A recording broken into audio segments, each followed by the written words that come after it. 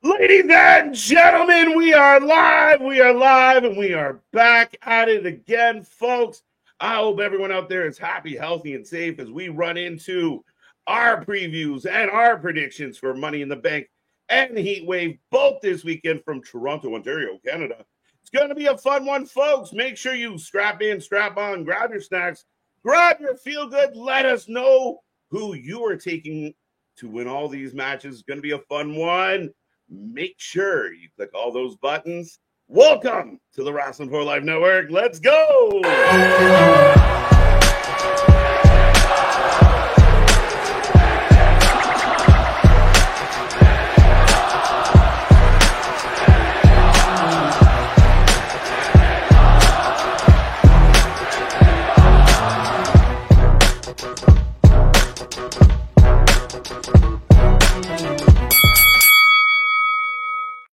Ding, ding, ding. We are live and back at it again, folks. Like I said, we are the Wrestling for Life Network. This is another live stream as we bring you our previews and predictions for Money in the Bank and NXT Heat Wave.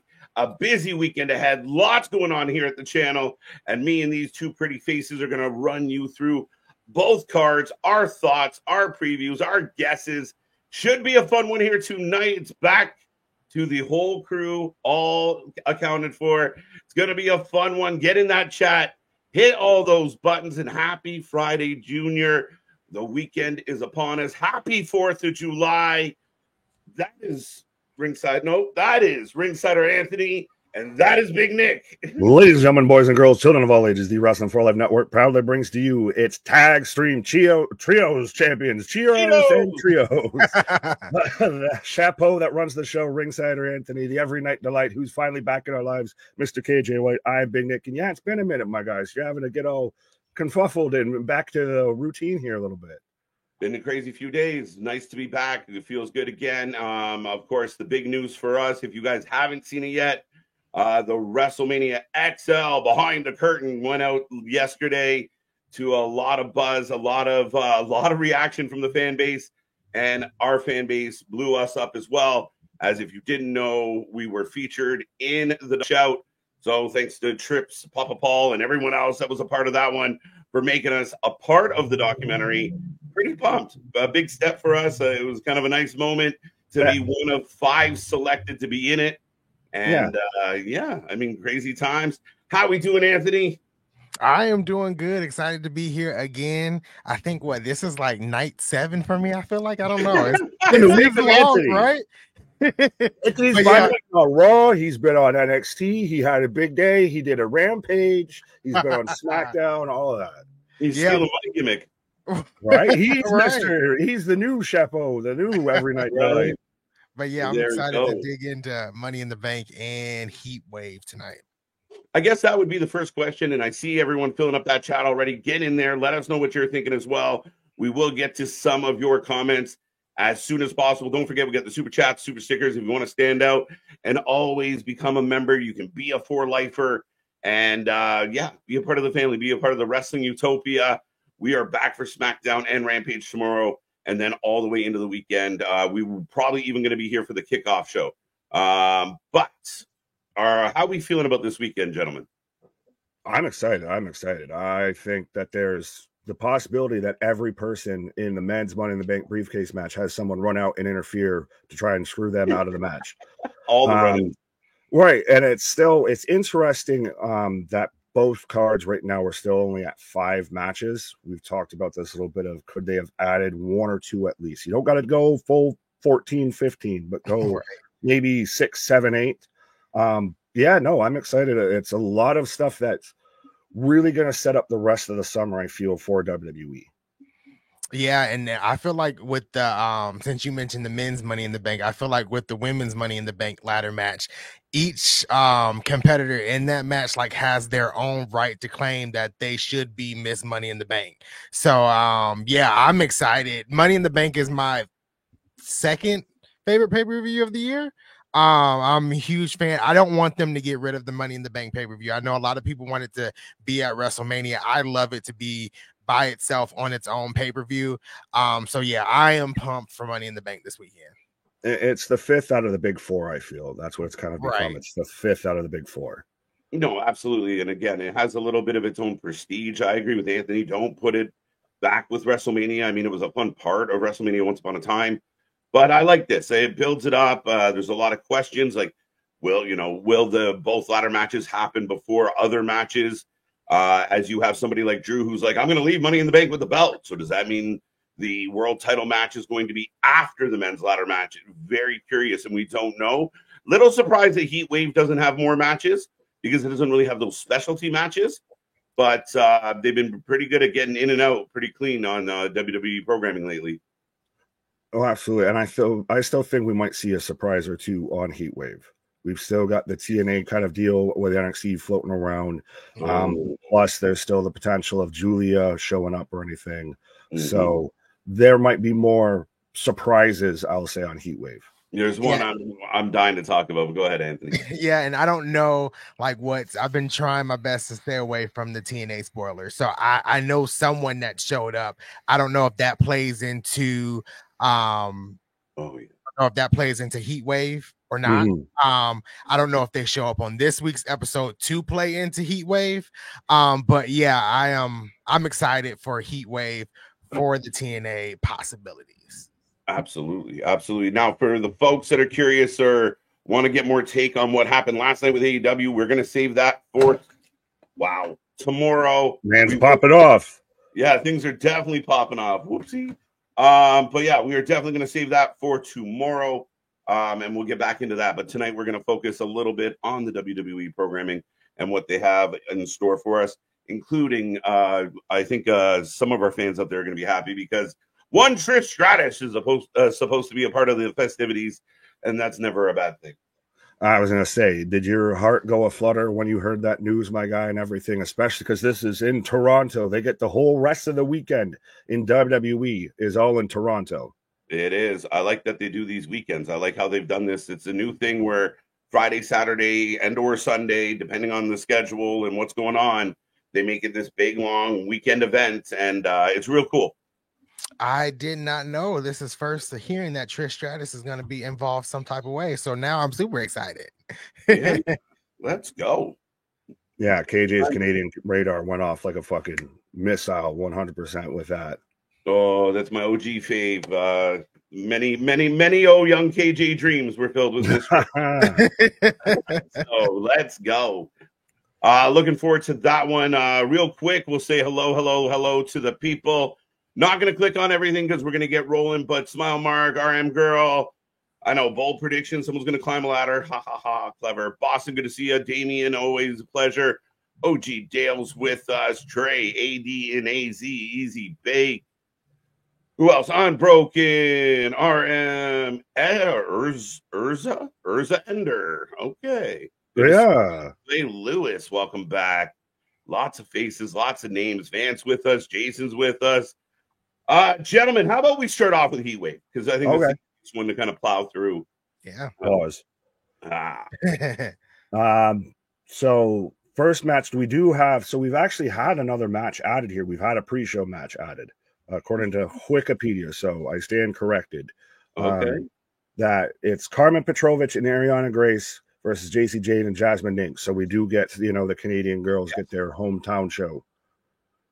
Yeah, I saw some people were like, well, Ariana should have got a chance because they're in Toronto, and I don't really, as we've debated before, just because you're in your hometown doesn't mean shit. But it's a nice little added match. The two Canadian girls, an odd team with Carmen and Ariana teaming up, but should be a fun one. Yeah, it definitely should be a fun match. I think Ariana Grace is pretty funny and hilarious, and I love her character. So I'm kind of excited for this match. I saw this match was announced earlier today. So I think this adds 3 women's matches to the card, to the whole show, if you include the pre-show. Correct. So yeah, I'm definitely excited for this. Absolutely. Well, and we've talked about it. Of Ariana's very much gotten her father's talent, especially when it comes to like the comedic timing and the personality and everything like that. So she's gotten over, at least with me, when it comes to NXT. Yeah, it's taken her a minute. I thought in the beginning I was like, wasn't really sure what to take from her, but once she kind of dug into this bougie queen. Yeah, she is bougie. Once she kind of went that route, she really kind of figured it out and dialed in real. Oh, absolutely. Yeah, I like that Geekbox. Shout out to Geekbox, man. Sent us the perfect meme of put us on the roster after our little brief cameo. Absolutely. No, we appreciate it. My second favorite box out there. Go check out Geekbox. Give them some love. The Canadians will lose. Yeah, so who we got in this match? Are you taking Team Babyface? You taking Team Heel? You going Ninx? You feeling Minxy? I'm gonna take Team Babyface. I'm gonna take a Carmen Petrovic and Ariana Grace because I almost said Ariana Grande earlier. Boston got you on that. Got you. You got caught in 4K. Interesting. Yeah, I'll go the Canadian girls. Why not? I mean, it's kind of a nothing match overall, like as far as where they're going with it. I'll take the Canadians. I'll go the best Pele kick in the business right now, and Jasmine Ninx with JC Jane with the 2 masks and everything. She's been, bestowed upon by Cody Rhodes here. And again, I guess going with the old trope of A being the contrarian and B that just because you're in your hometown, sir, doesn't mean you got to go over. I'm learning. There you go. You came a long way since Clash at the Castle. Right. I've been going to you. Right. Trish is going to cost Zoe. Everyone's going to cost someone. We'll get to that. Yeah, no, let's go Canadians all the way. You're going against it 2-on-1 this time. But yeah, I mean, not much else with this match. I like JC a lot, though. I think she's already getting overshadowed by Jasmine Ninx, respectfully. That's why I've been talking about her for most of this whole thing. Because JC, she's there. She's way better off than I ever thought she would have been. I still infamously called her, Marty Jannetty kicking Sean when she kicked Gigi. But the whole heel stick's gotten over. The mask thing's starting to work and everything like that. It's just I feel like she's got a cap a little bit. Like she's kind of maybe reaching that. Oh, no, I think she's going to be outstanding on the main roster. I don't think she's capping at all. She's a heel for the future, man. She is one of the better heels in NXT, and I think she did well. She got slightly sidetracked by getting her face broke, and even that's turned into something good. She's going to be around for a hot minute. She's a bright future for her. Roxanne's a better heel. Fallon's a better heel. Lola was a better heel. So Fallon's not a better heel. I would debate you on that, but that's not neither the time nor the place, I guess, right now.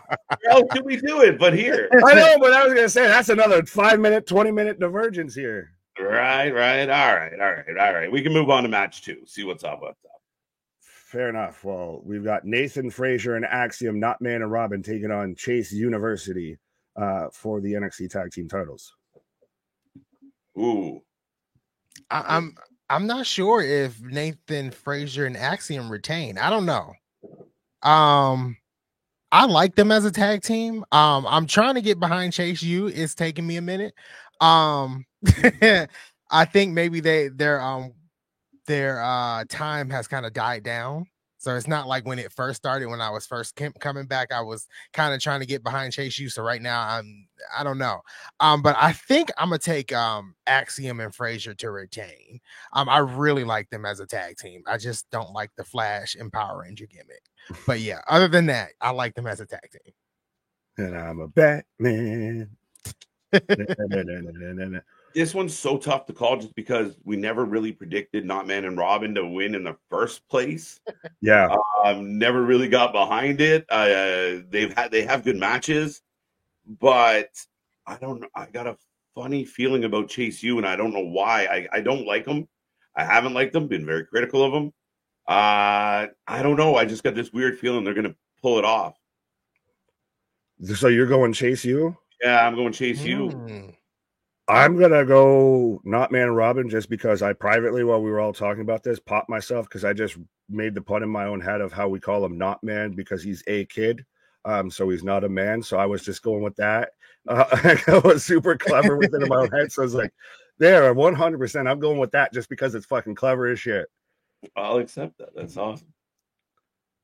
I have no actual logistical breakdown for this match outside of it's Flip-de-Doo versus Chase U. And I don't know where they're really going with Chase U just kind of seems like they're middling. They're just floating in the mist in the abyss. And Knotman and Rob and Nick Frazier and Axiom seem like they're having this kind of tension because Frazier was going after the Heritage Cup and didn't tell our favorite Spaniard Axiom. And all of that. So might be some tensions there. Maybe they split up, but we'll see. Yeah, my only thought is, does Ridge play into this somehow? Do they carry that storyline? They let him cheat and then they turn around and showed it. So it's just fucking dumb. Now, if you DV cheats again, then you're just with it. Now you're just a heel faction. It's fucking stupid at this point. It's insulting your audience. Sorry. Chase U's been insulting for a long time. I'll give you that much. Like, what are we doing here? Like, why are we still with this? It's a 50-50 split pretty much in the poll on the chat right now. Fair enough. Well, Mr. Wrinkles. Oh, God. Different avatar picture, please. Ridge Holland cost the match. Axiom Frazier retain. That's a very good thought. He set up for Chase U. Okay. Yeah, okay. They don't really want...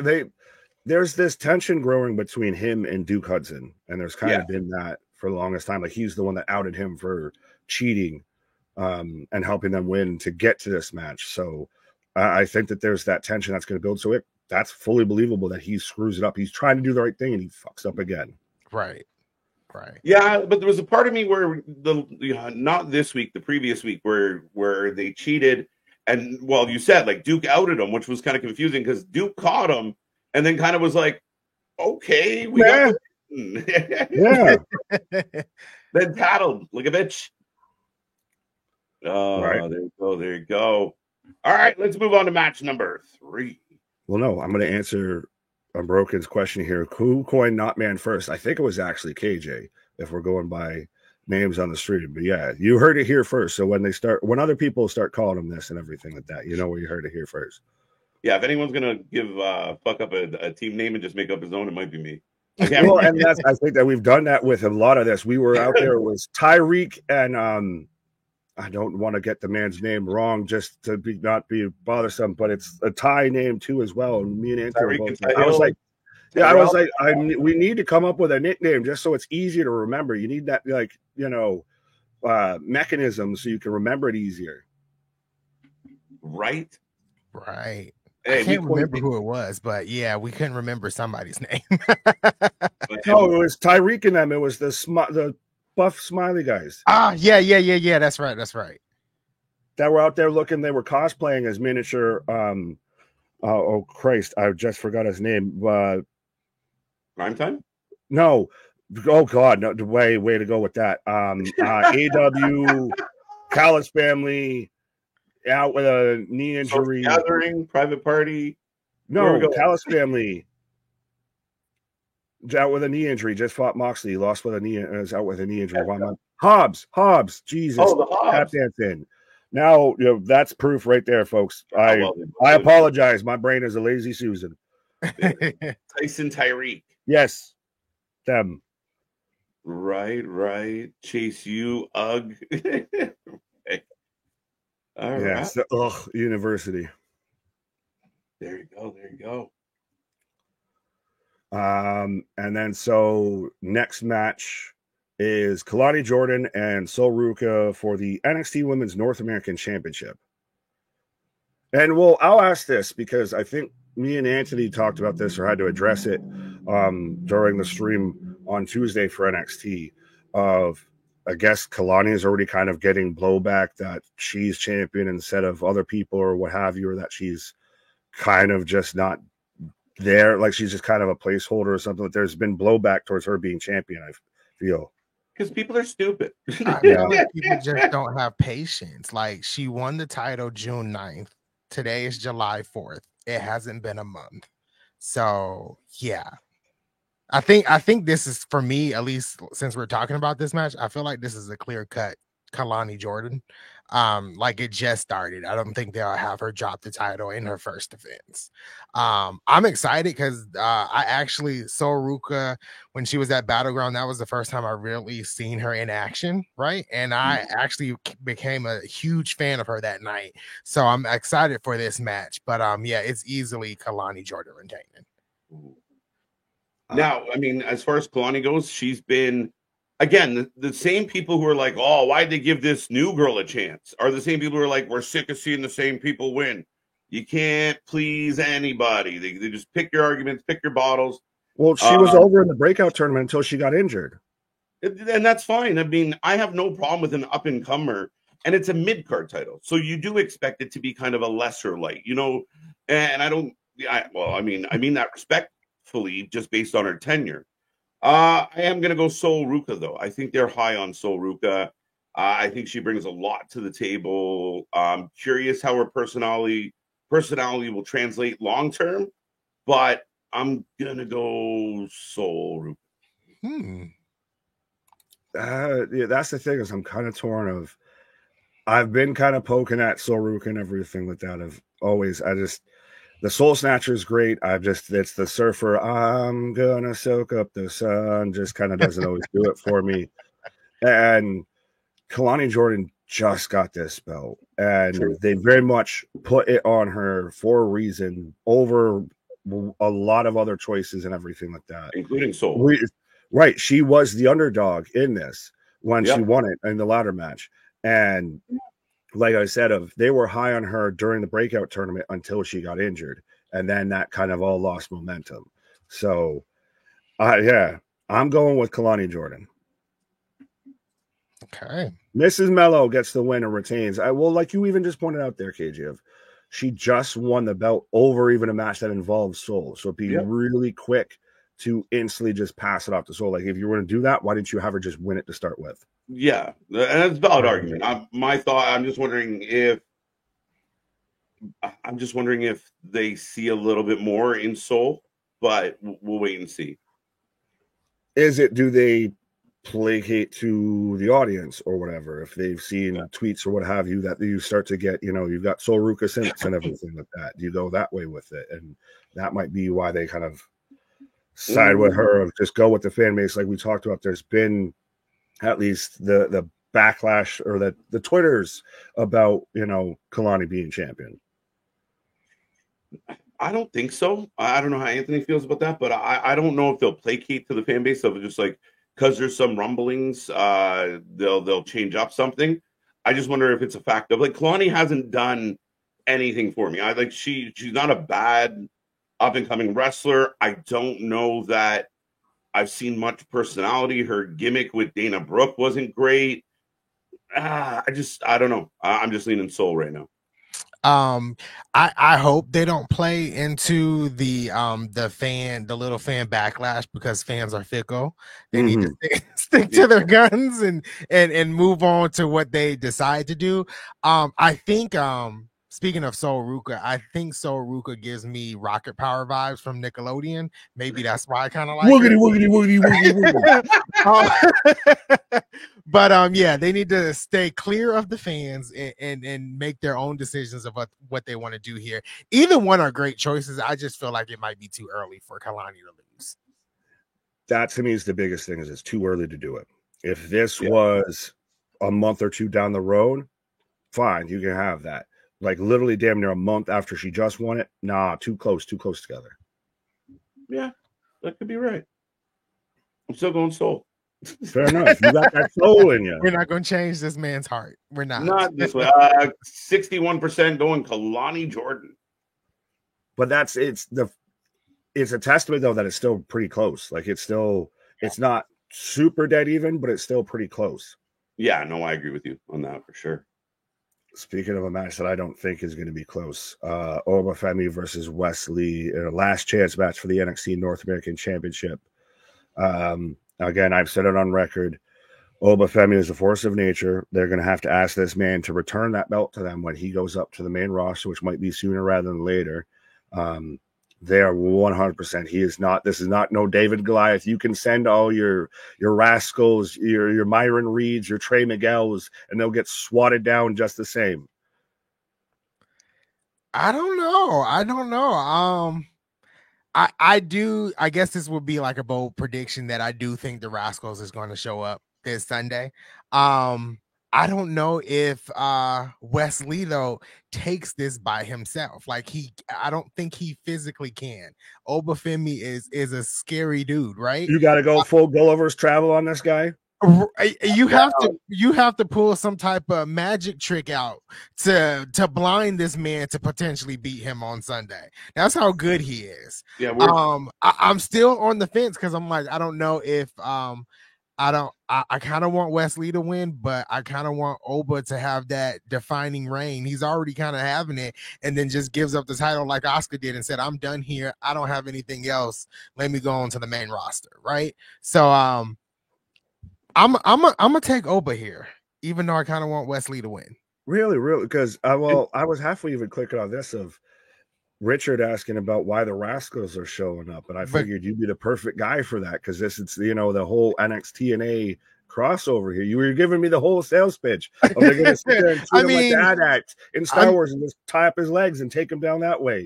Why would the Rascals show up? Just because of the partnership. That's all I need to see. I just need to see some TNA talent on NXT. That's it. I think it could go the other way though, and what I really like about this one is that if the rumors and things still keep boiling based on social media, Obafemi and Moose seem to be picking a fight with each other, and I'm all for those two big men to meet in the middle. Have I missed that? Yeah, they have very much. Moose sat there and tweeted out at Oba and saying, "Hey, get your boss HBK to set this up. Mm-hmm. Let those two big bulls just fucking lock horns 100%." Mm-hmm. So now the idea that Oba is going to lose, it's hard to fathom. However, it's making me ask the question: why did they set this one up? They've already beaten Wesley considerably. Did we have to go back to the well? I don't know what it serves for Oba just to beat the shit out of this guy again. Like, I don't know how that helps Wes. I don't know how that really advances Oba. We've been here. We did it. Why are we doing it again? There has to be a catch or a caveat. Maybe that's just the paranoia in me. But could it be you get the Rascals in there, you get them involved, you make them a known entity in NXT, and that's what you use to get to here, even though if he still loses, because Oba, I think, has more to lose if he takes this L than Wesley does if he does. Like, Wesley's still a great talent. He's still a big baby face. If Oba loses this, I think you kind of knocked a good bit of shine off of him, though. I don't think so. He is such a monster. Like, if he showed up next Tuesday pissed off and wanted to fight Trick, it would have to be the biggest. You would have to go full David and Goliath with it. That would be the only way that it's absolutely believable. And I think if you're going to do that, do you need to add players, extra pieces into it? Like I said, then it just turns into Gulliver's Travels a little bit of we're just going to get all the Lumpaland people out there and just chop this cherry tree down. I think it would have to take something massive for the aura of Oba to be tarnished on Sunday. It would have to be something massive. I think this guy is hugely over, and I'm not even sure how his rise happened, because like I followed NXT and all of a sudden he won the North American Championship out of nowhere, right? Because he's a grown man amongst children out there. So 100% what it looks like. Yeah. So I think it'll take a lot. It'll take like what happened to Karrion Kross to derail his aura. That's what I think. That Jack Perry flamethrower or some shit. Well, I'm not saying to fully derail or to diminish it, but I think if he takes the L, you start to get you notice a little dent, you notice a little nudge, a little scrape, a little. Yeah, I think he's still fresh enough that you just let him just go on this tear. You let him just be this dominant force. And I think doing that still this early it's not going to completely end it, but it starts to then it might lose a little bit out of luster. Yeah, I don't. Fair enough. I don't think that's with such a talent, but it's how he loses. Like if him and Wesley go 15 strong and Wesley beats him clean, it'd be a little bit of a head scratcher. If the Rascals show up or anybody shows up to help Wes, there's no point them showing up and failing. So it is a tough call. Bastard. Well, Tanya actually bringing up a great point here. Yeah, What if Wes Lee, now because they can't challenge for that, he shows up on TNA and then he challenges Ali and then you can get the Ali crossover, which there's still been the whole talk and the whole rumor about how HBK was a huge fan of Ali before they let him go. Ali was rumored to be at the show last night too. Oh, I wanted. I was a huge Ali fan even before he left. I know you and I, KG, have had this out. Yeah, I was sad when they let him go. Just start bringing them home. Bring these people back. Bring in a Jordan Grace. Bring in a Mustafa Ali. Let's go. Come on, sign them back. No offense, Anthony. TNA can have that. You can get Reby Hardy. We'll take Jordan Grace. Right. 72% of the chat is going Oba. I think we can go Oba. It's gonna take a huge surprise to derail Oba. And I mean, again, how they do it will be very interesting. But it might take the whole TNA. Maybe Moose shows up and that's how he loses it. But I like the idea of Wes Lee getting beat and he's the one that pops up on TNA, not the other way around. I like that. I'm stealing it from Tanya. Yeah, that was actually really clever. Tanya always has some great opinions. So, yeah, I like that. Yeah, there we go. I hadn't thought of that at all. As it is the 4th of July around me, folks. I can hear it. No, trust me. It's amazing how we celebrate our independence by reenacting a battle by blowing shit up. We do the same shit, just set things on fire. That's how I celebrate the independence of my country, is by blowing up a small piece of it. Right. But seems fitting. And probably at times most individuals a small piece of themselves as well. But yeah, no, this is the smart man's bet is absolutely Oba with this. Undeniably, like I've said, he's the force to be reckoned with. He is a man amongst men. He is the alpha male of the NXT species. He 100% is dominating this match. It would be incredible. You got to really make it work, though. You have to nail it if Wes Lee does go over. But yeah, odds are on this is that it's got to be Oba. And now that even that idea that we had, now I'm sold. It's 100% Oba. Tanya swung it. At least two of us. Where are you at with it?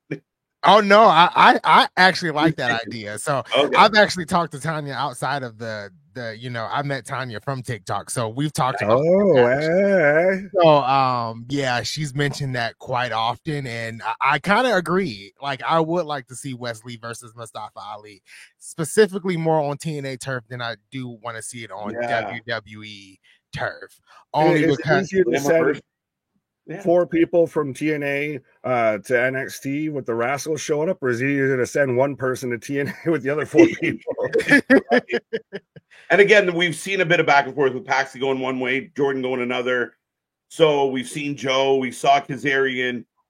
Yeah, it's kind of got a nice vibe to it. Tanya might really be onto something here.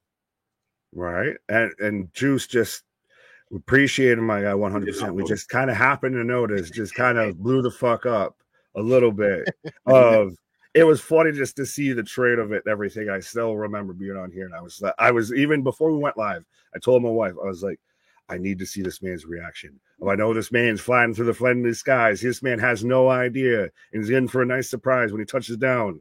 Oh man, no, an amazing surprise. And I will say this now that people are hanging out and listening, the notifications on the account, like on our channel, on our Twitter, on our Instagram, on our TikTok, it's been off the charts. People, the love we've gotten over the last little bit, and it's like less than 2 seconds. It's like, and then, but hey, it was cool to be featured. It was cool to be a part of it.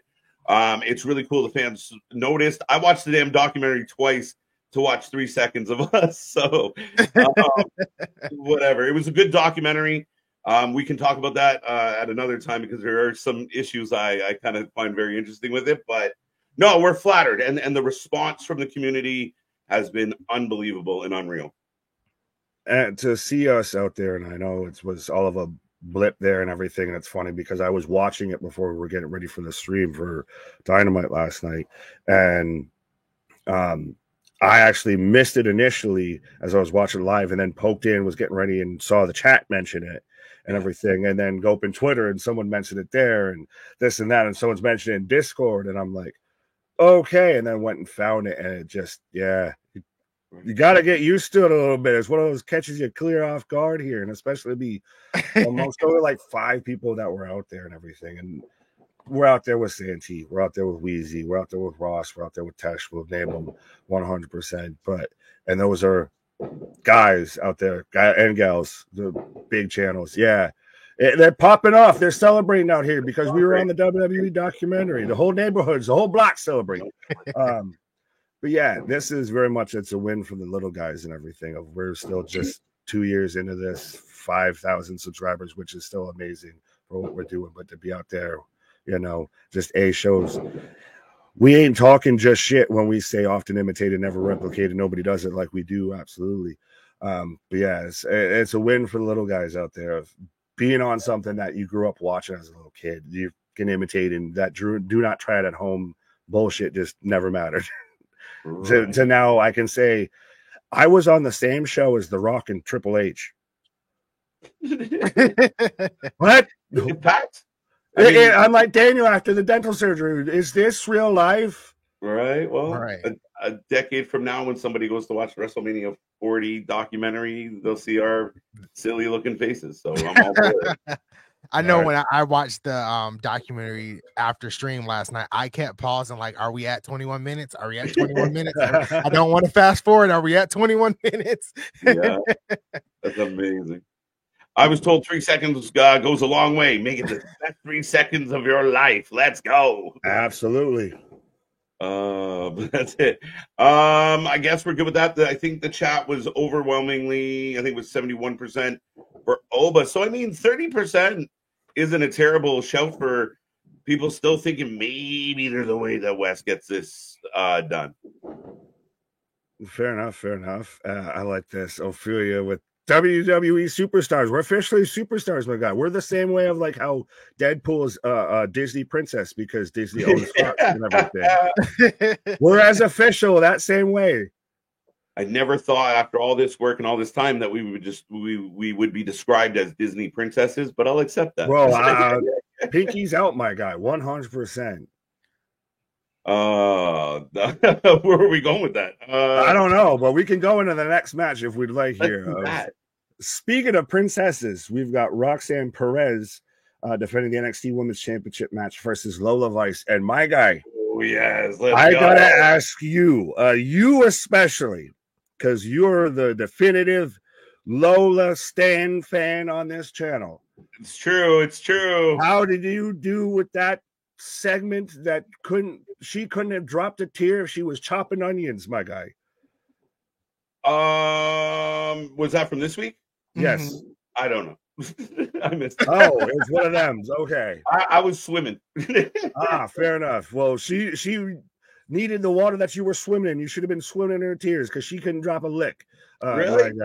She was out there it was the most comparable to, I know deep down in my heart that I still love you. And she sit there and just with the ugly cry ass face, couldn't cut a promo, couldn't drop a tear, couldn't do shit. It was completely terrible. It was given Jennifer Lopez actress experience. That's what it was given. Oh, so it was completely terrible. It was cringeworthy. I think it was actually terrible on both sides, even with Roxanne. Oh, Roxanne was good to start, and then we got stanky ass cry face, and don't be fooled by the cakes that I got. I'm still Geely from the block. It was terrible Geely CD XYZ F level fucking acting out there. Right. Coming soon, Unbroken. Coming soon. Absolutely. I like them both. This is the dilemma. I really love heel Roxanne. Since she's turned and kind of had this chip on her shoulder and kind of on site, I just run around the locker room and smack people just because. It's been fun. It's been good. She's strong. Then she competes unbelievably in the ring. But I like Lola, and I'm wondering if Roxanne's close to saying goodbye to NXT.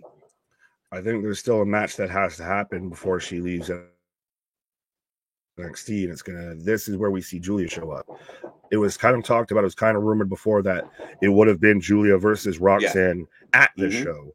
And then she had the wrist injury. She's been doing stuff with Marigold as well because of Rossi, etc. This, that, and the third. I think we at least have Julia show up in this match and get involved with Roxanne after she wins. And then we get, I don't know what the next premium live event that they have is. But I think that that's where you would do that match. And then maybe that's the send off for Roxanne. That's valid because it was supposed to be Julia at Heat Wave. So yeah, I swear to God, I'm trying to talk over the pyrotechnics. It's what happens when you live in there. No, literally everything is shut. All the windows are closed. That sounded like it was in your living room. It's just the ghetto, my guy. This is what you call the hood, DA hood. It's good. I mean, what better way to celebrate the 4th of July than the fireworks? Literally, I got my own pyrotechnics. I'll walk alone. Sorry, Anthony, we rudely interrupted. Oh no, it's fine. Yeah, I think I'm taking Roxanne Perez. I think like Nick said, she has that one more match, and hopefully it's with Julia before she moves up to the main roster.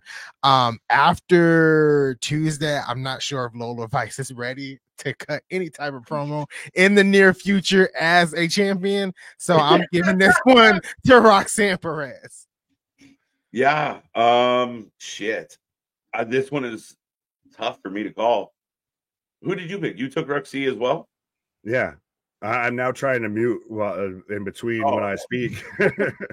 Don't sweat it. But yeah, no, I took Roxanne, and like I said, Lola was a good kind of halfway heel. She was a heel-ish, babyface-ish before, but now she's having to play a true babyface with this, and it's not good. Yeah, and she's better as a heel. She got that like chip on her shoulder. They were pushing her hard. She won the Breakouts tournament. She got the win over Shayna. But so it feels like that's where they're heading. But is she ready? I'll go Lola just to be difficult. Screw it.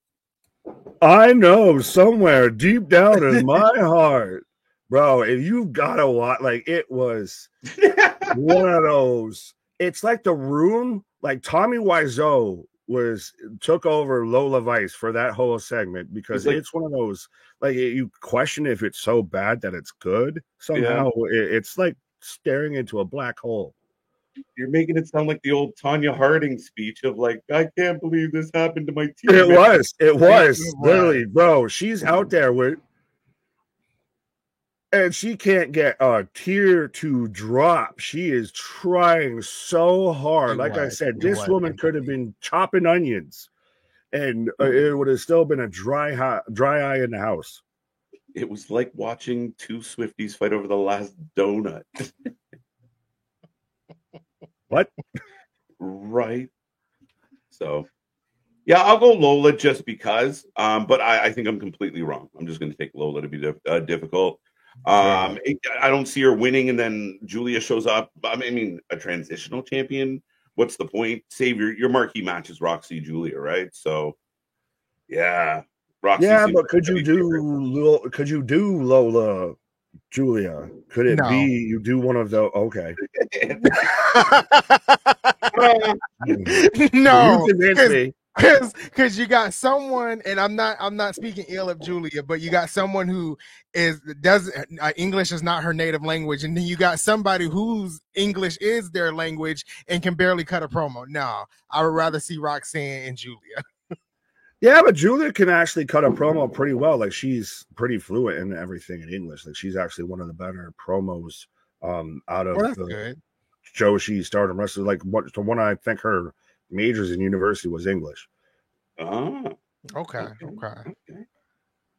Now I'll stick Lola. Let's see what happens. We need some surprises. Well, I think Julia showed up as a pretty decent surprise, my guy. Oh, that's fair. True. And then main event of the evening, as we're still going on Heatwave. Trick Williams taking on Javon Evans, taking on Ethan Page, taking on Shawn Spears in a fatal 4-way for the NXT championship. Now, it will be noted for those who did not watch this past week that the two heels, Ethan Page and Shawn Spears, both went for the tables. So again, it's a little bit one of those. If you look strong before the go home show, you probably don't win at the pay-per-view. True. Just giving context. No, that's a good thought. If you'd like, I can make my prediction.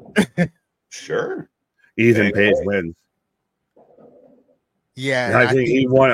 I think he wins here because we've talked about this. Trick might be a little bit better needing to chase. What? Did you just bait and switch us? I don't know. Did I give you an impression that I was doing something else? Doesn't look like the heels are going to win. I'm going to take one of the heels. Like, wait a minute. I know. I set it up that the baby faces went over strong on the go home show. That's why I'm saying that the heels go over on the pay-per-view. Okay. If I got you confused, then maybe I was doing what I was supposed to do.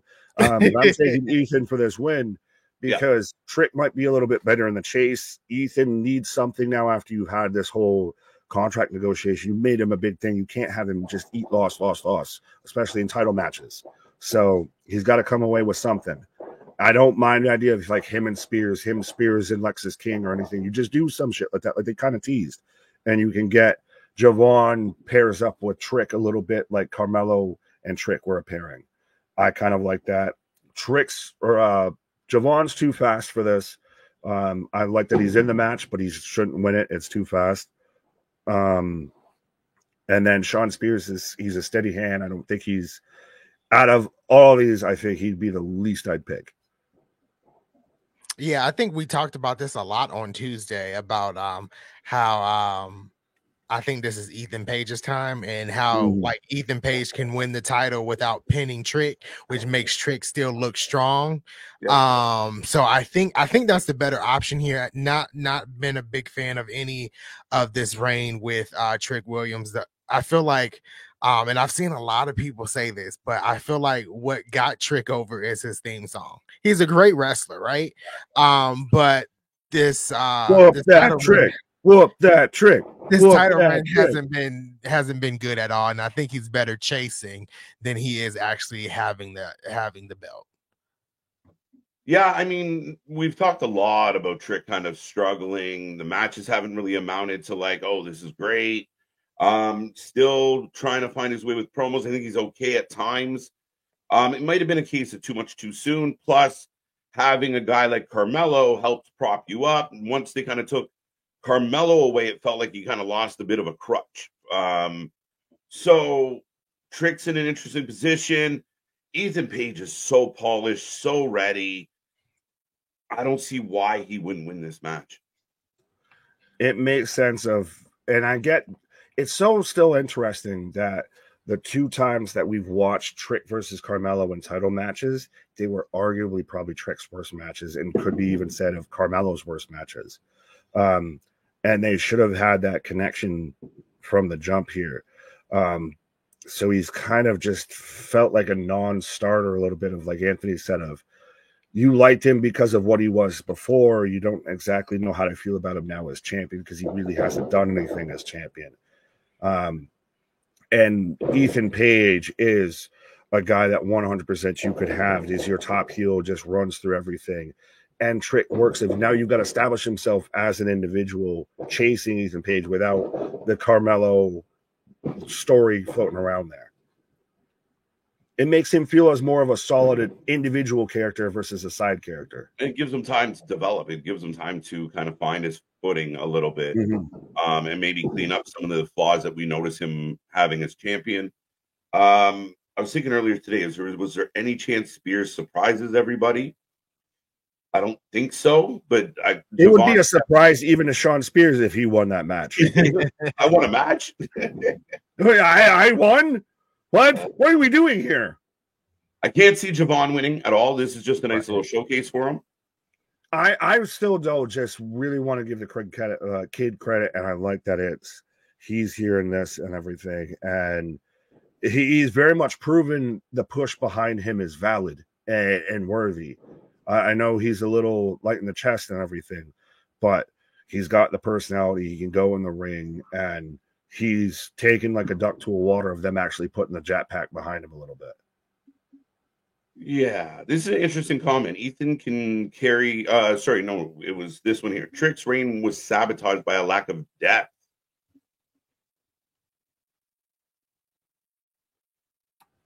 So Anybody? what? Well, I had to click the thing.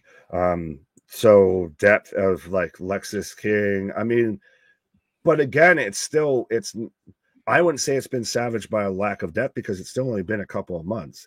He won it in what, April? It's now July, so that's at most 3 months. Um, one of those months already included him feuding with Ethan Page, so you're really looking at 2 months of him as a title reign. Yeah. I don't think it's even a lack of depth. I think it's even a lack of how we got here. Like him winning it didn't feel that great, like it should have. I feel because Right, the match wasn't that great. Right, and he had 2 back-to-back matches with Carmelo, I think, Right. right? So Yeah. the one where he won the title and then the rematch for Carmelo, and both were just, it started off pretty bad because the matches didn't live up to what everybody was expecting. And then after that, I think it just kind of fell flat going on towards there. And then you had Ethan Page come in and really upstaged him with his first face-to-face promo with Trick. It was literally an upstage moment. At that point, it was like Ethan Page is championship worthy. Let's just give him the title. Yeah, I mean, again, I think that it wasn't a depth issue because it's not like he's had a 4 or 5 month reign with multiple challengers. I mean, there was talks that he was going to take on Dar, but Dar got hurt.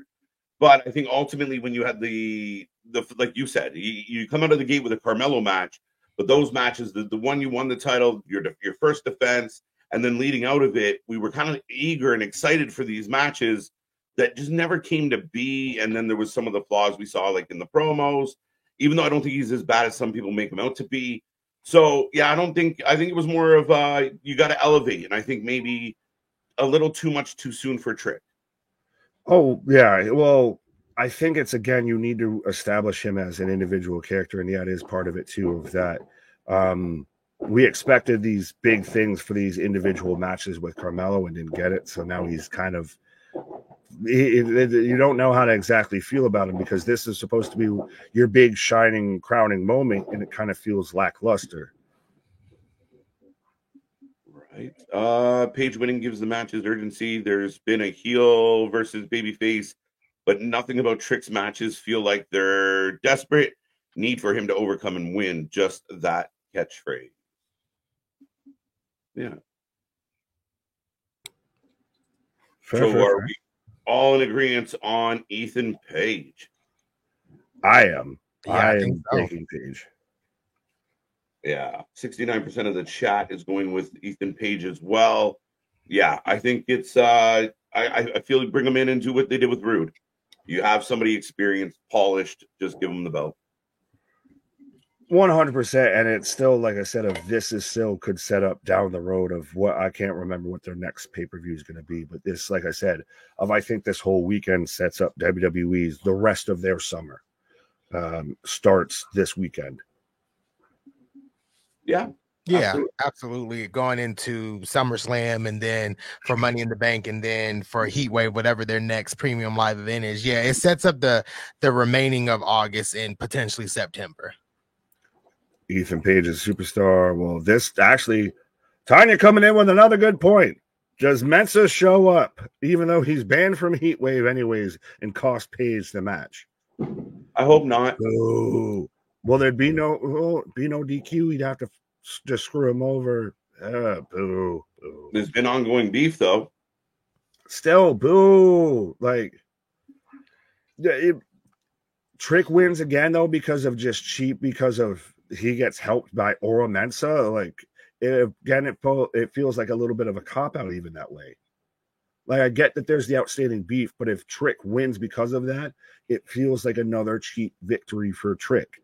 Trick either needs to be definitive and, fucking stamp his mark down when he wins, or he needs to lose.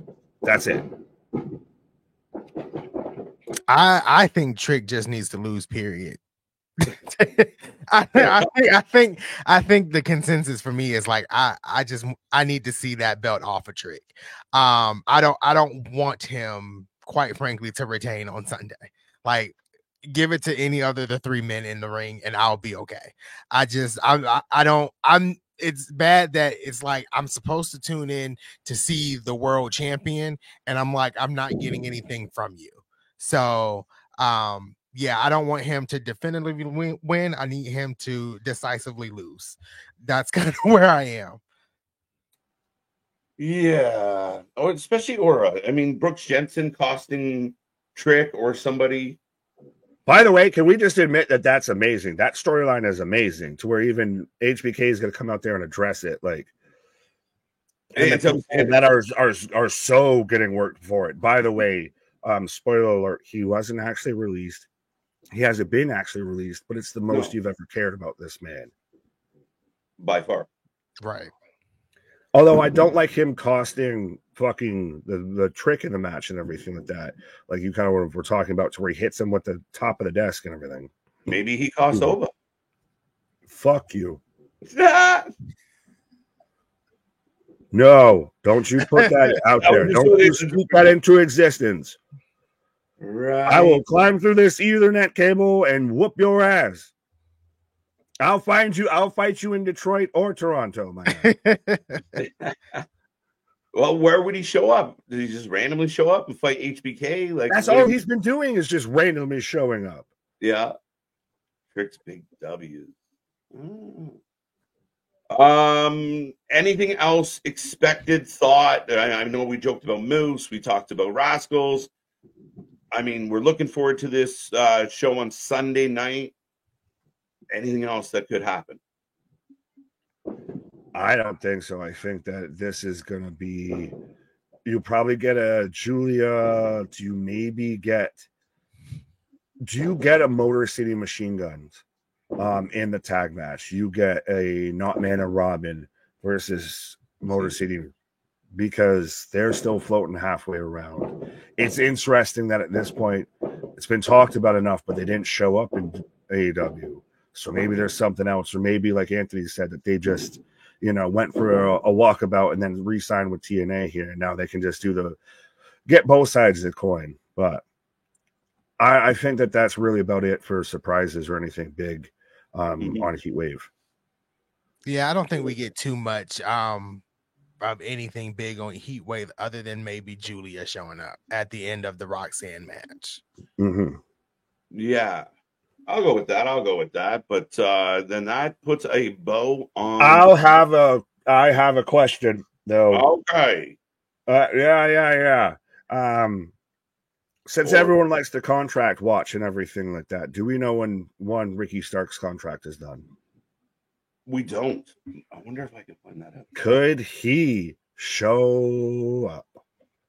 You get a mini AW version of Stark's, Page, Spears, and Lexis King, and just that would be some petty shit that they would do. I don't think it's anywhere near close, but I do think that maybe I'm trying to think if there's anybody that's a big name like that could show up. That is insane, dude. I'll come out of my chair. I'll come unglued. Like I'm such a big fan of this guy.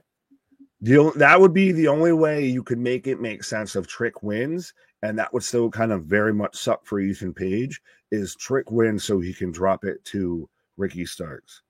Unless you bring in Ricky and you make him a babyface, and then you do heel Page versus babyface Starks, which then Trick just gets pushed out of the picture. I'm okay with all of that, though. That's not real. Oh, come on. You want to whoop that Trick. Sorry, Trick, but the big boys have just shown up. Please step aside, sir. Right. Oh. Yeah, I don't know, man. Like, that's like, oh, that sounds wicked. But that does it for Heatwave, unless anybody else has anything. No, I'm good. Okay. As now we've got the Money in the Bank, which will be happening on Saturday. It's interesting to have a Saturday WWE pay-per-view that's actually in the evening instead of middle of the afternoon. Go ahead. Yeah, and I'll just, before we jump into Money in the Bank, for my sake, we're gonna start it here. So I will remind everybody we are live tomorrow. We are live on Saturday and Sunday all week next week into more pay-per-views and more fun stuff.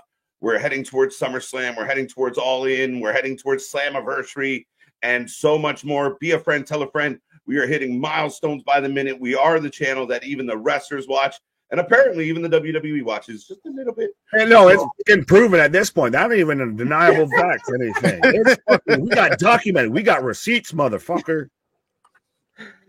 What he said, folks. Yes, he's accurate. This is perfect. I'm KJ's anger translator. I'm his terrible American that just is his, takes out the Canadian politeness of what he says. Nick is very excited. But yes. As we all God are. damn it. But yes. No, we are here. So be a friend, tell a friend. If you are new here, make sure you hit that subscribe button. But yes, we are going to dive into Money in the Bank. There we go. Can I say the things now? So, first match. Now I was trying to think of which match do we want to start off with. Sami Zayn versus Braun Breaker for the Intercontinental Championship. Oh. Here I start off with the one that I think is the easiest to predict. Okay. If they don't give it to Braun Breaker, I don't understand what WWE is doing with Sami Zayn. Like, I think this is the opportune time. If you're not going to give it to Gable, which I feel like he should have won it, you need to give it to Braun. I think this is perfect. And I don't want to get too much into this, but in my friends group chat about wrestling, we've talked about maybe Sami potentially rejoining the face version of the Bloodline. So if this is where you started, you got to have him lose that title. So I think this is the perfect opportunity to have him lose the title to Braun Breaker. The honorary Uce joins the rest of the Uces. Yeah, I think you and I talked about this like way back when we were talking about the potential civil war, and I think there would be a huge pop if the good bloodline is down one man and Sami comes out. Let's go. Yeah, Braun Breaker for the win. He's gonna knock the Sonic rings at this motherfucking man. Like it's just one of those of sorry, Sami. We've talked about it. Of you should have probably lost it to Gable. I was surprised. Some people were surprised that you even won it off of Gunther. It's been nice to have you have a thing, but you haven't really done much with it. You've been out here being more counselor for Otis and Maxine and Tozawa. So let Braun have this. Let him just be a workhorse and let him just highlight this man, because we've seen his fucking athleticism on a different level. So just have him out there just smashing through people. Could Ricochet cost Braun Breaker this win? Holy fuck. Well, first, I'll answer Geekbox here. Of the American translator with explosions in the background. Well, that's how you know I'm American. But, yeah, I'd be very interesting if one Ricochet shows up, because I thought he could have shown up at, Forbidden Door. He could have shown up as the wild card. I know he's been moved to the alumni section, but you can very much easily move somebody back on a webpage. It's just a webpage. Yeah, I'll believe it when I see it. Right. Well, I mean, they've kind of shown you it, but still, he hasn't fully shown up through anyone else's. I need that curtain walk, bro. Yeah, it would. Sorry, real quick. I'll just say this. I don't believe that because they haven't done Braun messing with Samantha yet. Okay. I think that's how you bring Ricochet back. Is if you're going to do that, I think that's been a little bit of the linchpin. If you had her involved, of him getting ambulanced off, etc. We talked about it. Of why are you going to have her there if you're not going to play into it? So to bring him back, I think you got to play into it. You got to bring it full circle. Okay. I was gonna say, and I feel like they did it in the past with the moving somebody to the alumni section and then moving them back. This could definitely be some type of storyline here. I do know the rumors have said his contract officially expired on Sunday, I believe it was. But the WWE could be throwing out the rumors just to get people stirred when he has already re-signed. Work. Yeah, I mean, I don't know. I still feel like that was a whole lot of friendliness and a whole lot of let's remember what happened for him just to up and leave. Like I'm still not believing it until I see it. And again, I like Sammy as as an IC champion. I like his run. I thought he's had really good matches with like Gable a couple times. He's I like Sammy. I have an affection for Sammy. Could they make Braun wait? Only if something like Ricochet returning is the reason why. Right, but so you could get Ricochet returning, but it doesn't have to be here. Say if it's in Ohio when they're out there for SummerSlam and you've got Braun Breaker and he's out there. Right, that's the thing. Then you fucking forget about him. Then he goes away. That's a long time. Then you forget about him. It goes away. You don't want to forget about the story that you're telling, though, like the injury, and that you don't want to go 2 months and then they go, oh yeah, by the way, yeah, that's 2 months. So you'd rather go 2 weeks? It's been long. It's been a month now. It's been more than 2 weeks. Oh, it's been 4 weeks. Sorry. There's a difference. There's a difference between a month. The difference is just 2 + 2 does equal 4. So I bring Ricochet in. If Ricochet's still on the roster and you're running this story, it would be now. That's how Sammy retains. That's how you justify Braun not getting a win. Plus, it's got potential. So what super elevates Ricochet if he comes back and he takes on Braun, and what probably does the job to Braun again? Maybe. I don't know. I don't know if he necessarily does the job. And I mean, I like the angle. Still take him out of the IC picture unless you're gonna put him in a triple threat. Potentially. I mean, Ricochet could also be in contention for that belt. And I think, though, that's where you could start. If you have this man come back at SummerSlam, he costs Braun defending it then, or what have you, or shows up after the match, and then you can set up, or it's a TBA, it's an open challenge, what have you, and one and only. I still want to see more. There hasn't been any tie-in to the Ricochet thing since then. You said it's been 4 weeks since then. Yeah. We haven't seen anything through weeks 2 through 2, 3, or 4. Well, I don't even see, to be honest, with the 5 matches we get on every pay-per-view card, the Intercontinental title being defended at SummerSlam. I don't even see that happening. You don't think that they do more than they've got to at least do more than 5 I was at SummerSlam last year and they only did 5 matches, I believe. How were you then? But I think the focus for SummerSlam, if they're going to put a mid-card title on the card, it would be LA Knight and Logan Paul. You could do both. I mean, you could do both, but historically, over the past couple of months, they're about to move this to a 2-night show. That's 2 years away. Oh, right, but so you want to have that's 2 years away. Add some extra shit there. That's 2 years away. That's in 2026. Yeah. We still got to get to 2024 and 2025 SummerSlam. Yeah, you know what? They could add 3 more matches to a 5-match card and still be fine. And that's 2. That's still including with one of them probably already being a mid-card title match. You add another one. Like, that's the thing is I still think I'm not saying they go full Tony Khan and they add 15 matches. You could at least add another 3 of us, especially SummerSlam, part of your big 4. How does that play into this year's SummerSlam? Like, I don't get what the relevancy is here. I'm saying that they could add matches that you could have multiple mid-card title matches on their show on this year's SummerSlam. Anthony was saying that he couldn't see the IC title being defended on this year's SummerSlam. I say he could, and I'm saying out of how it should. I can't, because if you're going by what actually kind of has already been announced for SummerSlam, you got the Gunther World Title match, you got the Nia Jax Women's Championship match.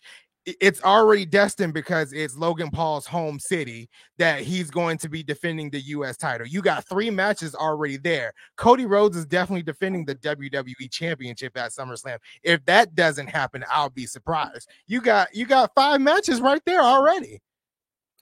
Right, and we've been the ones out here saying that they could do 5, 6, 7, 8 matches. So why are we trying to say that they need to be handcuffed to 5 matches? I know we are saying that, but that's not what. Well, they're clearly listening to us. We were just in their goddamn documentary. So here, Papa Paul, I'm speaking directly to you, motherfucker. Give us 8 matches at least.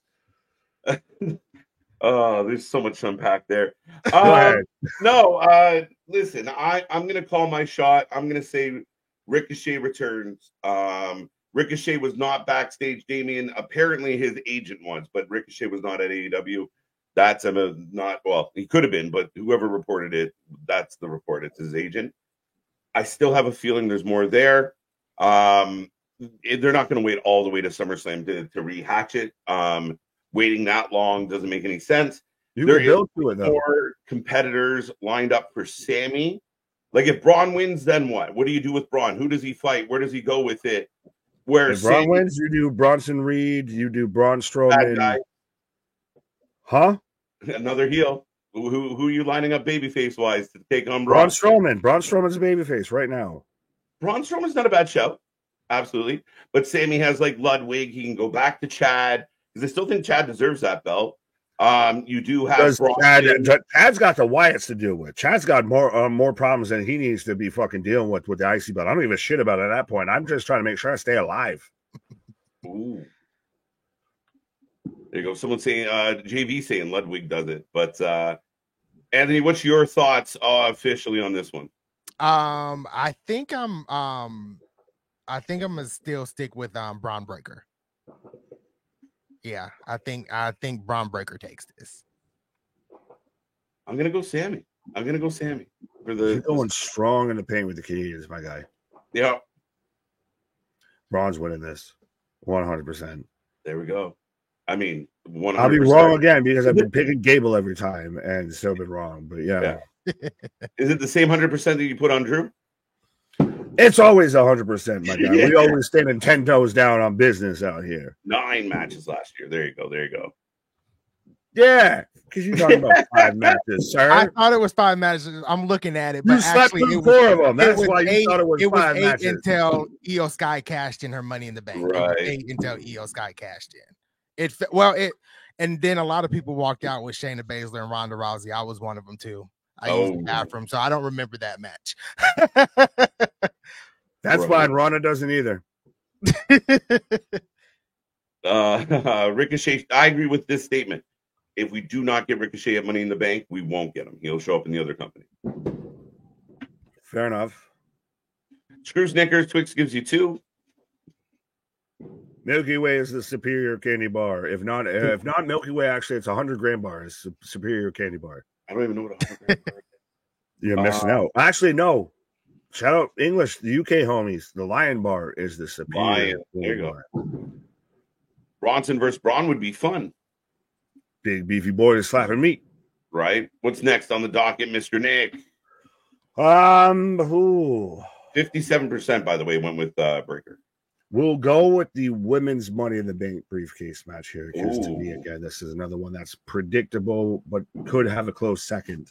Io Sky versus Chelsea Green versus Lyra Valkyria versus Tiffany Stratton versus Naomi versus Zoe Starks for the women's Money in the Bank briefcase match. And I just got to do that real quick because that's my prediction. Just get that real quick. It is 100% Tiffy time. Not debatable, not deniable. Number 2 will be Chelsea Green, but beyond this is 100% Tiffany Stratton wins this.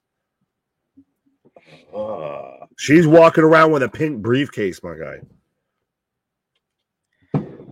I think she's got Naomi, or she's got Nia Jax up there defending her and everything like that. She got the heavy.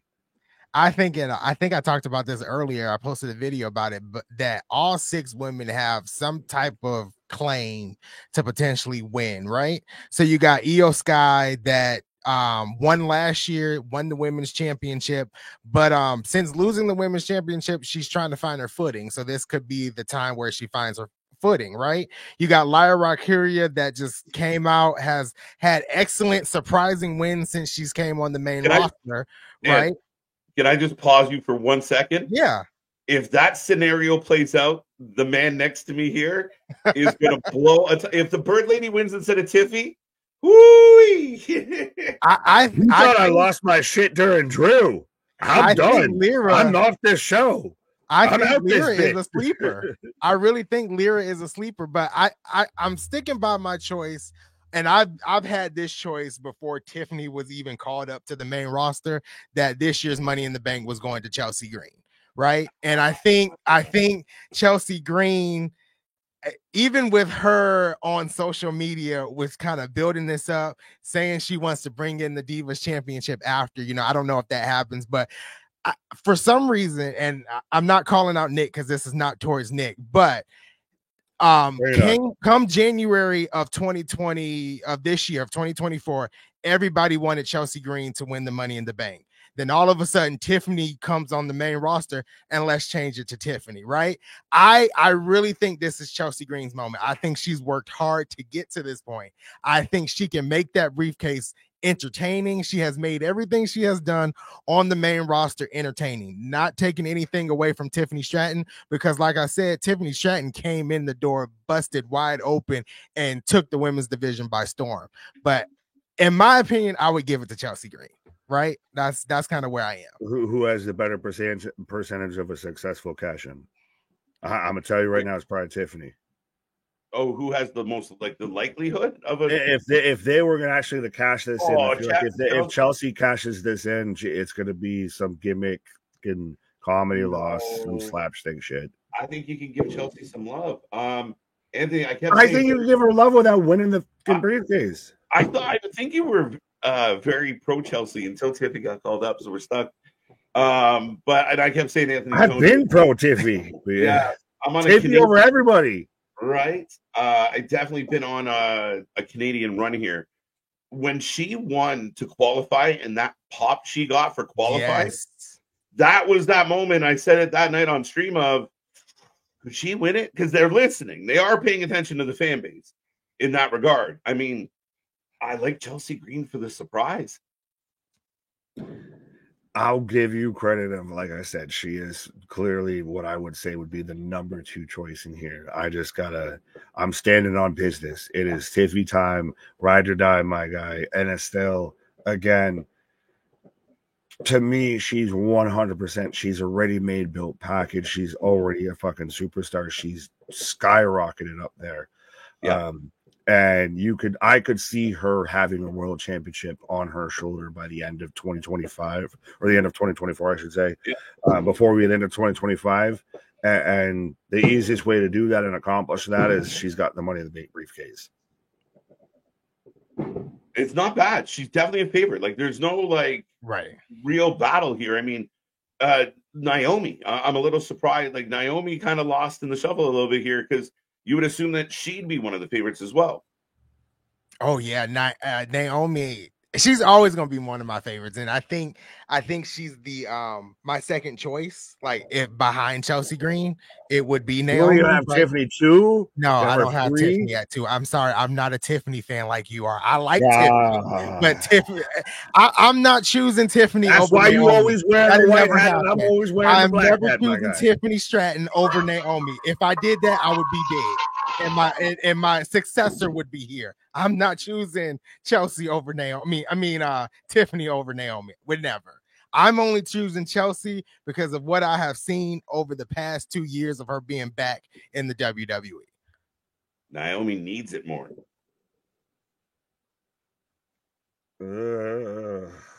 Naomi could use need. Well, as far as it would be a nice little spark for her. Right? Like, she kind of got left out of the shuffle. It became the Jade, Bianca show. And Naomi, the third wheel in a tag team. Yeah, a little bit of a third wheel vibe. Not really, win some, lose some. A bit of 50-50 booking. Maybe if she shocks the world and gets this dub, again, that she came back for a reason. I'm at the point, honestly, we're 6 months into her being back with WWE. I'm trying to save my thoughts until about month 8, month 9. But at this point, I'm wanting Naomi to go back to TNA. I think she's always, and I hate to say it, she's going to be that small fish in the big pond if she's in WWE. And that's kind of where I feel like where she is. But I don't know. We'll see. Is Naomi becoming this generation's Natty? No, because Naomi can wrestle. So Natty can wrestle. Well, she can do very much. She can do the generic. She's the tutorial of pro wrestling. But yeah, now I maybe close like the Ziggler, I guess, might be a comparable or something like one of those. Yeah. Kind of could have, should have been over. Well, that's what I mean with Natty, right? Like, fair enough. Yeah. Like she's that strong talent that puts other talent over more than she puts herself over. Right. She's good upper mid card, lower main event talent. Fair enough. Any chance Zoe Starks somehow pulls this out? Is she just there for complimentary, like a participation? She's talented, and I hate all the fucking backlash that she's gotten over being in this goddamn match, because we've been on record before of when she was in NXT and she was going on her fucking run as NXT Women's Champion and everything like that she absolutely earned and deserved and was 100% talented. Now, has that luster been lost a little bit because she's been up on the main roster just shuffling in tag teams, etc.? Sure, but she's still really talented in the ring. And to sit there and just instantly discredit her because she's in here, like, she's probably not going to win it. But to act like it's heresy that she's involved in this is stupid. Not saying to you or anybody here, but the IWC as a whole. That's a public service announcement to Twitter. Right. Oh no, absolutely. I think with Zoe Stark, like, she's an excellent in-ring competitor. I think she's just character-wise is a bit boring. I think that's the holding back moment with her. I think just her presence is a bit boring, but her in-ring ability off the charts. And if they wanted to give her the Money in the Bank, I don't think they will. But if they wanted to give her the Money in the Bank, this could be the opportune time for them to weed that in with changing the way she's presented on WWE television as well. Be interesting. Do we see any big surprise or anything like that with any of whoever wins either briefcase? Because, like, you've always talked about KJ, they've got a whole year, they've got the whole time. So, but it's still one of those that you can build into the storyline versus we're so used to it's got to pay off either that night within the next couple of weeks or what have you, versus this could be something that they win it now and then you build into it. I think that they will handle each one differently, and I think both will. I think you'll see one go pretty quick. And I think they'll be patient with the other one. Maybe not 10 months patient, but patient. I'm not sure. I think the ladies might go a little bit longer this time. Fair enough. So 2 Chelseas and a Tiff.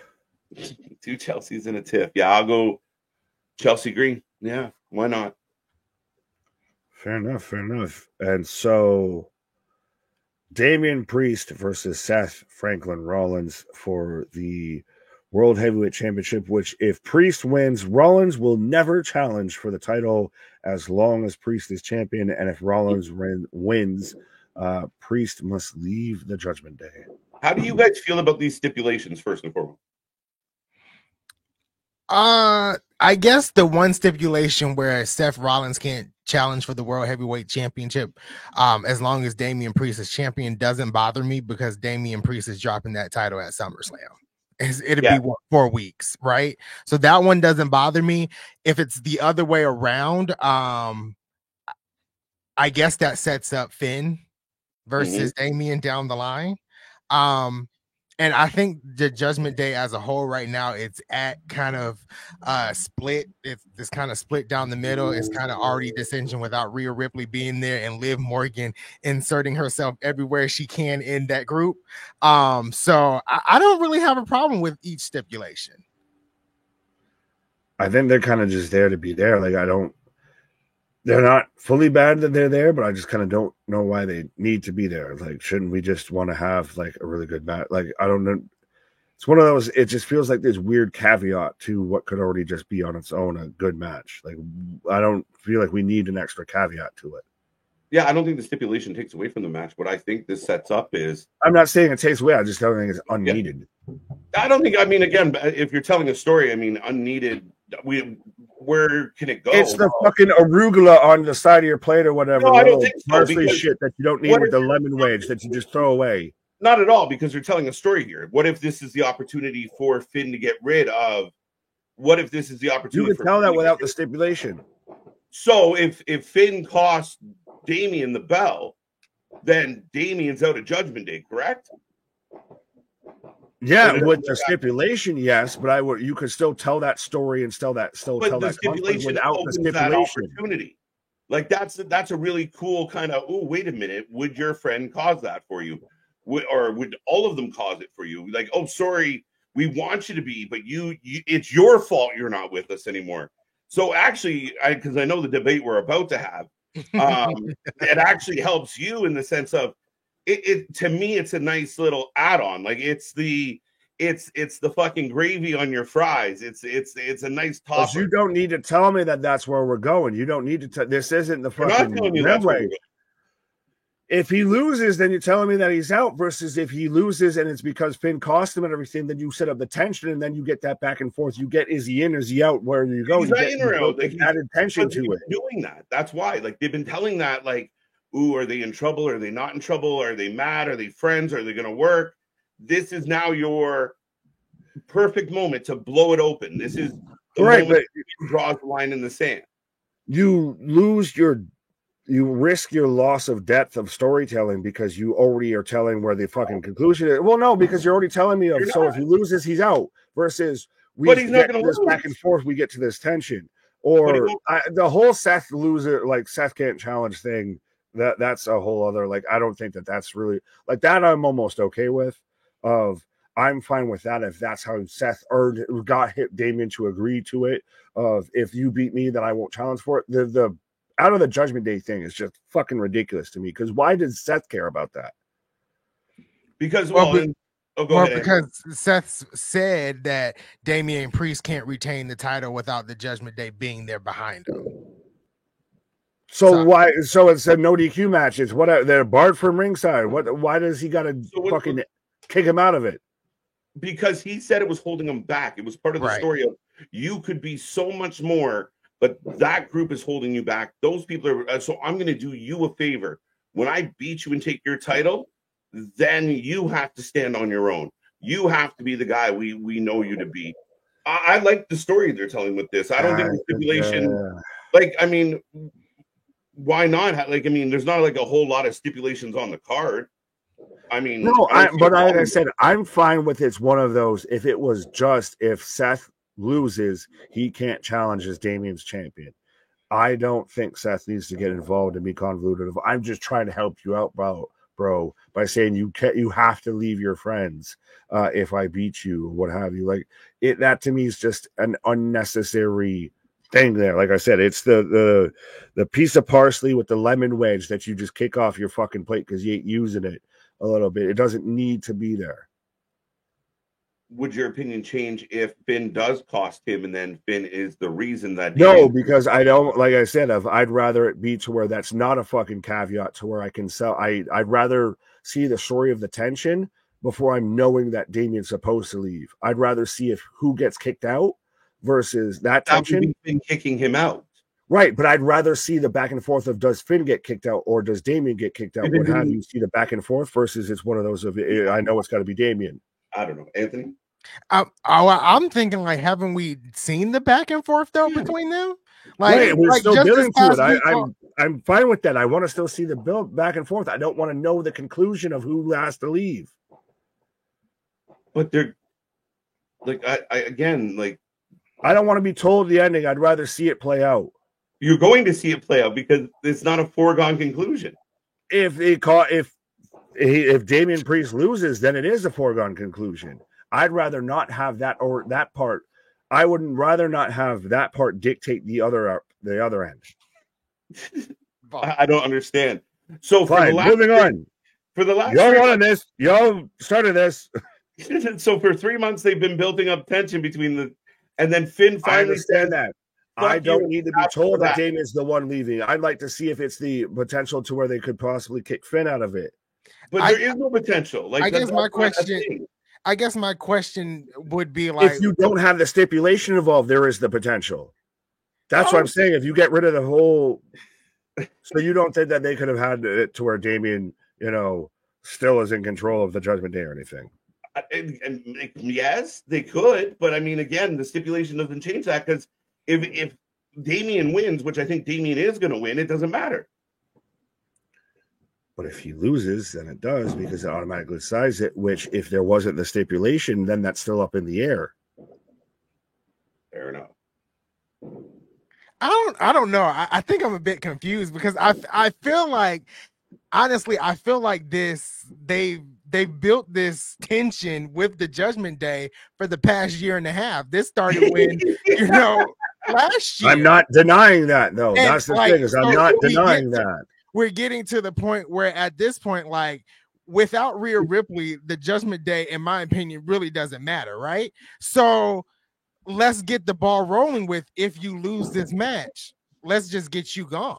And I can even see it play out where, like KJ just said, where Finn costs him the title, which, okay, now the Judgment Day is really split up.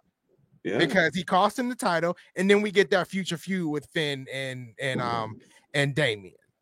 I don't know. I'm not arguing any of that, though. That's the thing, is I'm just saying, to me, that the stipulation doesn't need to be there, because you don't need to tell me that's going to be the end or whatever. Like, you don't need to spell that out for me. It's one of those of, I would rather that you don't need that stipulation and just let the story go. To tell me where we're getting off. It's, to me, it's an exit sign off the highway. Well, I'd rather just still go on the destination than be told when I'm getting the fuck off. But then it proves the point for Seth Rollins, where he can't win without the Judgment Day. That's the whole story. I don't give a shit about that.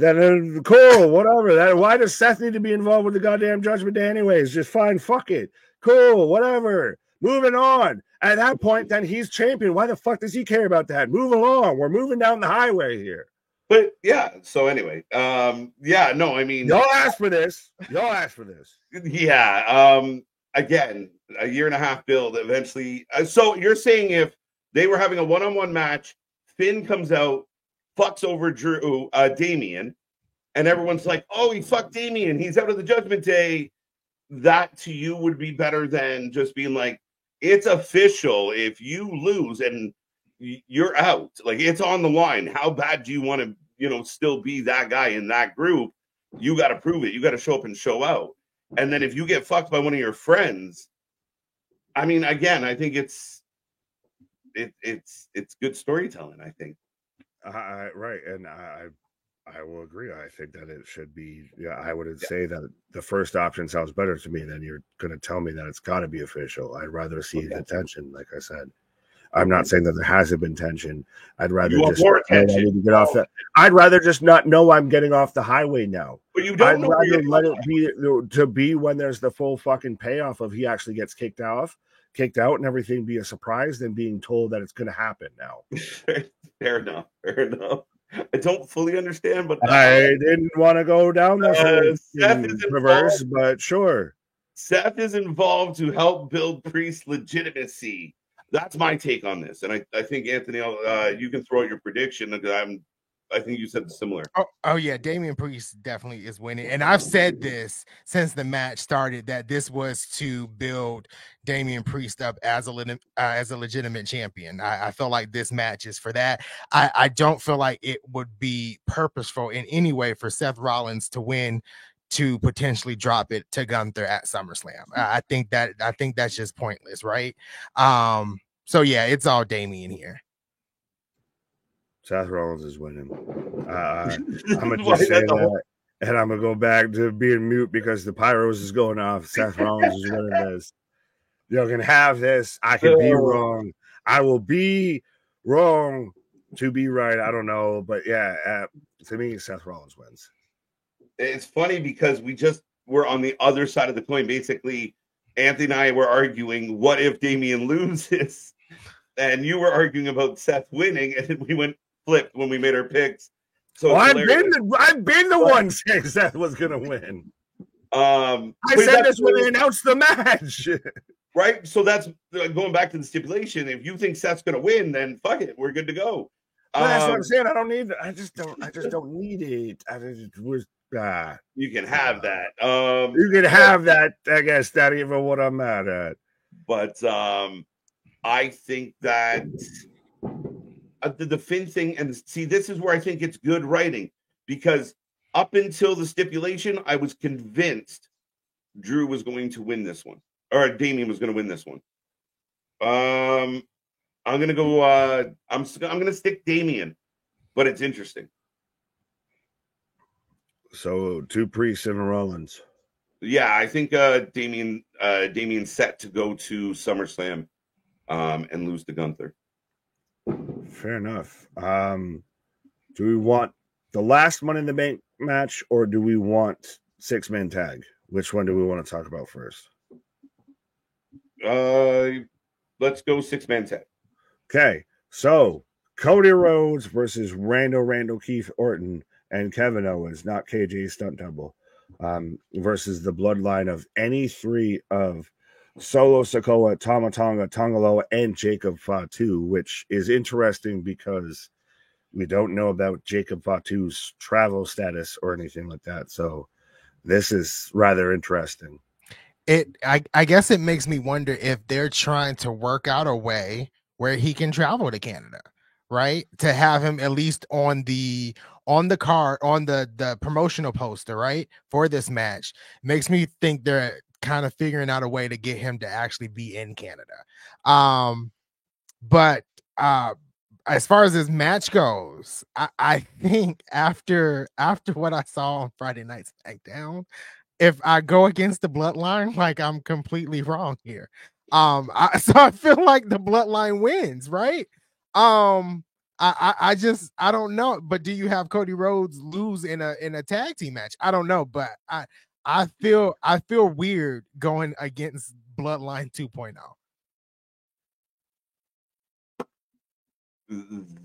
They need this win, I think. The bloodline. I think the bloodline takes this win. It has to be. You got Tonga coming out. We're 100% getting Hikuleo. I don't think we see a Jacob Fatu because, sorry, KJ, I think your country is a little too stringent and everything to allow the Samoan werewolf through of, wait, so you're a werewolf and you're Samoan? Now, see, we could let you through if you were one of those things, but both no. But I think we get, I hate that. I don't want them to call him Talatonga because, again, then we get Talatonga, Shorter Tonga, Tonga, and all that. But Hikuleo, I think, shows up here. We're not anywhere near the end of this shit. No. We are much more. It's so funny to go back and look at the end of 39, WrestleMania 39, when Heyman's like, we're just in like chapter 2 or whatever. And now it still feels like we're in chapter 2, but just have a whole different fucking book. Randy Orton turns on Cody Rhodes. The bloodline wins. You set up Randy, Cody, SummerSlam. If Roman's involved in anything, it will be with the bloodline. The bloodline wins, gets a big W.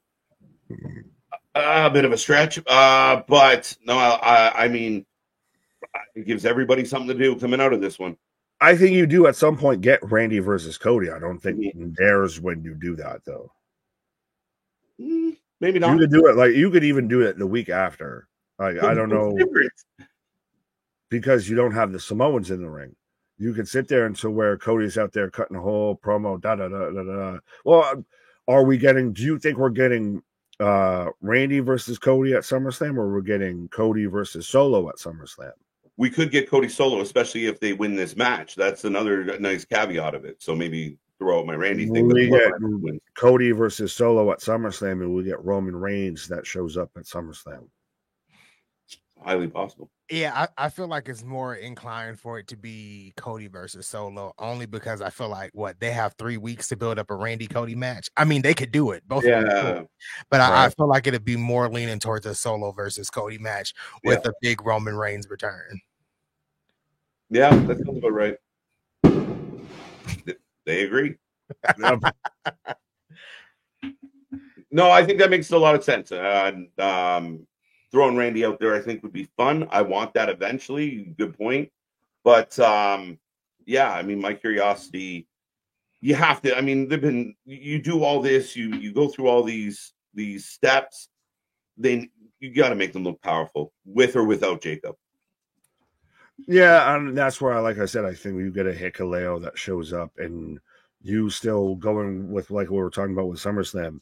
Cody still wins at SummerSlam and still leaves champion and everything, and then you can still down the road do Cody versus Randy as Roman's dealing with Solo and the bloodline and all of that stuff. And Mhm. you could even get a Roman versus Dwayne that's not for the title. But yeah, you need to do something. The bloodline's taken a lot of losses. A lot of losses. I don't think they've won a match yet. So they need at least something here. Do they win it by just sheer talent, sheer force in the ring, or do they win it because somebody else shows up? Remains to be seen. I don't even know. I just think they could win straight up.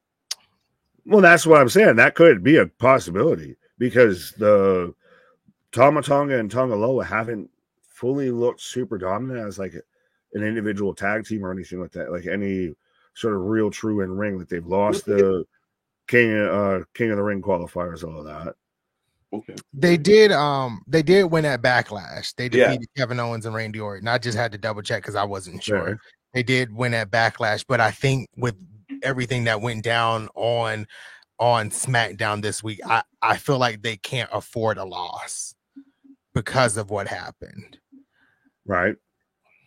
Yeah, I'd agree with that. I mean, yeah, again, I think it sets up Cody and Solo nicely. Roman's still lurking in the weeds. Part of me wondered if Roman came back leading to a match, but yeah, no, I think they're going to build this one out, and we lean towards Survivor Series for the payoff with the bloodline. Lots of time, lots of story to tell. So, yeah, I think Anthony, I'll have to copy you again, man. Yeah, we built to a War Games match instead of just, announce a War Games match and then find teams to fit the War Games match. Looking at you, other company. Yeah, because we still got to get Jimmy in there. We got to get a Jimmy return. We got to get Jimmy and Jay. And I've said this: we got to get Jimmy and Jay on the same page. Then you got to get Jimmy and Jay and Roman on the same page. So it's like we got a lot of storytelling heading up to Survivor Series. Do we get potentially both? We get a Jimmy shows up to try and help Team Babyface win, but is countered by Hikuleo, Tonga. Yeah, one of those that the Samoan you didn't account for. Mm-hmm.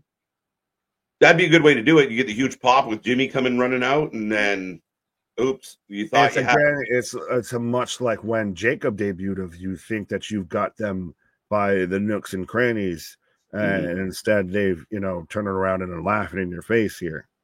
Yeah. Did either of you see the suggestion of going like the Heyman guys? Put all the Heyman guys together, like Roman, Punk, Brock. Like that's the team that goes against the Samoans. Is all we might have to bring back Ryback. No Brock. It's just that's weird fantasy booking to me. But yeah, right. Make it make sense. You got that. You ain't got the answer, Sway. Yeah, Solo pins Cody. I like it. Oh, yeah, that actually wouldn't, and that's how you set up towards the match at SummerSlam. Right. The bloodline ultimately needs a win. Like they've been established, they've done all this fucking chaos and carnage outside of matches, outside of the ring. They haven't done it so much in the ring. True. You're not. I mean, again, I thought they won that Backlash. They got that W. I think that it hasn't been a whole lot of time for them to establish a lot in ring. Has Solo won a match since he was on some ridiculous streak and everything. Pretty much it was like since he went over Cena, he had lost like every match since then. And I think he's still kind of going on that trend. It was like 40 something, they were reverse. Right. Yeah, he's lost a handful of matches. From Spaz, thank you for the $20 super chat. We greatly appreciate it. Happy Money in the Bank. I will be at all shows in the kickoff tomorrow. If any of your community would like to say hi to me on X, there you go. So go check him out. Go check out Spaz. We appreciate the love. We appreciate the support. He's going to be there all weekend long. So thank you for that, sir. X gonna give it to you. He gonna give it to you. X gonna give it to you. First, you gotta stop. Then you gotta roll. It's 50-50 in the chat on this match. So good on the WWE for that. Yeah. 50-50. Absolutely. Fantastic on them. Because, I mean, technically, Roman could cost the bloodline. Do we see a new wise man for the new bloodline? And if so, Armando. who? Do we get an Armando Estrada? Do we get a Rikishi? Do we get, a William Regal of Umanga? Right. Armando would be good. Or wild Armando's card. out there pitching for it. Or wild card, since it seems like Bloodline 2.0 is theoretically full of members. What if their wise man is actually The Rock? I thought that. That's been my call. That's the overarching puppet master. Right. Oh, that's a valid point. Yeah. I think Rock's pulling all these strings. Yeah, he's 100% for all my Marvel nerds and everything. He's the Ultron of this situation of there are no strings on me. He's the puppet master of pulling, this person here. I've made sure that we could sign that guy. I made sure I reached out and worked out, because that's the thing of all these people have just shown the fuck up and everything. We know that Dwayne's on the board of directors, so he's the fucking guy out there just moving the chess pieces out of the way so everything can happen. Right. Yeah, I think so. I think we also need an opponent for Jacob Fatu at SummerSlam. Kevin Owens. Fuck yes. In a fucking street fight. Just parts of me got hard that shouldn't get hard in public. But 100%, you give me Kevin Owens versus Jacob Fatu in a street fight, just Christ, in a match, but especially in the street fight or anything like that. SummerSlam, I believe the venue that they're doing, it's kind of outdoorsy. I believe it's an open arena. So you get that, and right there, it's just, yes, please, just please. That'd be fun. Yeah. That if that match happened at SummerSlam, I feel like it'd easily be match of the night. Yeah, it could be a match of the year candidate. Without doubt. Is there anyone that you would see that you would pick besides Kevin Owens? Sorry, I had fanboyed. I came up with Kevin Owens. Y'all got one? Oh, I said besides that. Well, fine then, fucker. Randy? Randy's not a bad show. Randy could work.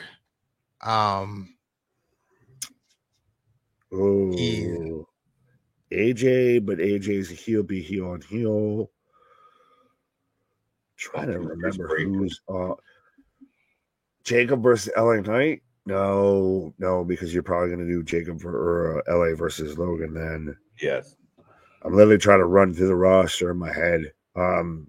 Andrade, be good. It'd be a good match, but it's not putting asses in seats, Tony Schiavone. Right. Outside of Jacob Fatu. Shit, I'm literally like racking my brain on the roster right now. I think KO is your best shout, man. Oh, 100%. Like, literally, I was out here fanboying, lamenting, like, Romeo and Juliet, heart through Herald window, and everything. Of, one Kevin Owens, of just literally the baddest motherfucker, the BMF of WWE right now, taking on the BMF of the independent scene. This is Diaz Masvidal, as we're about to see with boxing and everything. That's what that would be. Yeah. I'm in. Yeah, that'd be a stellar match. I don't think you can choose anybody else. I think it has to be Kevin versus Jacob. Somebody gonna get hurt real bad. Yeah, man. Let's go. Gunther Fatu one day, maybe, James. So, and I was trying to stick to SmackDown, but yeah. Ilya versus Fatu. Right. Well, I mean, again, we're going to have other Samoans running around, so who knows? But who knows? 1 little, 2 little, 3 little Samoan, 4 little, 5 little, 6 little Samoan. Right. Unanimous across the board, bloodline. Yes. Yeah. Lock it in. All $1 million. Phone a friend. Right. So we're down to the final match. The match that might have every run-in imaginable, possible, conceivable. As Jey Uso versus Carmelo Hayes versus Andrade versus Chad Gable versus LA Knight versus Drew McIntyre in the men's Money in the Bank briefcase match. This is a disaster. I mean, in a good way. Like, it is chaos. It's a car crash. It's a NASCAR. It's a NASCAR short track race. If you just know somebody going to get fucking fucked up of every lap of this goddamn race, it's going to be nothing but car crashes. It is nuts. The only person in this match that could potentially not have a run in is Carmelo. Trick Williams. True. That's true. Andrade is almost a better shot, but then you got the rest of the LWO and everything. That's true. Like, honestly, Carmelo's probably your best shot because you've only got probably about Trick. But let's run. I can run through this. If Jey Uso, you've got the Bloodline and potentially the Wyatts, because this man was out there hiding under the ring like a fucking champ. Man's winning hide and seek games. Right. Carmelo, you've probably got Trick. That is probably the only one that could come out there. Andrade, you've got the LWO, Chad Gable, Wyatt Six, and also Otis, Maxine, and Tozawa. And it very much seems, especially after rewatching the tape that we had from last Monday, of they're very much going after Gable. They don't like Gable. Yeah, well, he trashes his family, just to lift himself, like whatever they were saying, of just going instantly. He must pay. And then LA Knight, Logan Paul, Drew McIntyre, CM Punk, or the theory that it's AJ Lee is the one that shows up and costs Drew. Because of the bracelet. It's not going to be fucking Larry. The dog is not Toto. He's not going to out there and pop over, and he's not hip to the biz. He's not out here doing drugs. I don't know. Ask Kenny Omega. He's pretty hip to the biz, all right. He take a piece out. He'll get in there. I didn't even think about AJ Lee. I forgot about that he's wearing that doggone bracelet. But the downfall of Drew McIntyre is him fixating on CM Punk. That's why I don't think he's winning this match at all. I think it'd be a cost. I don't even think if he wins and tries to cash in, CM Punk is going to ruin that, right? Well, that's another question.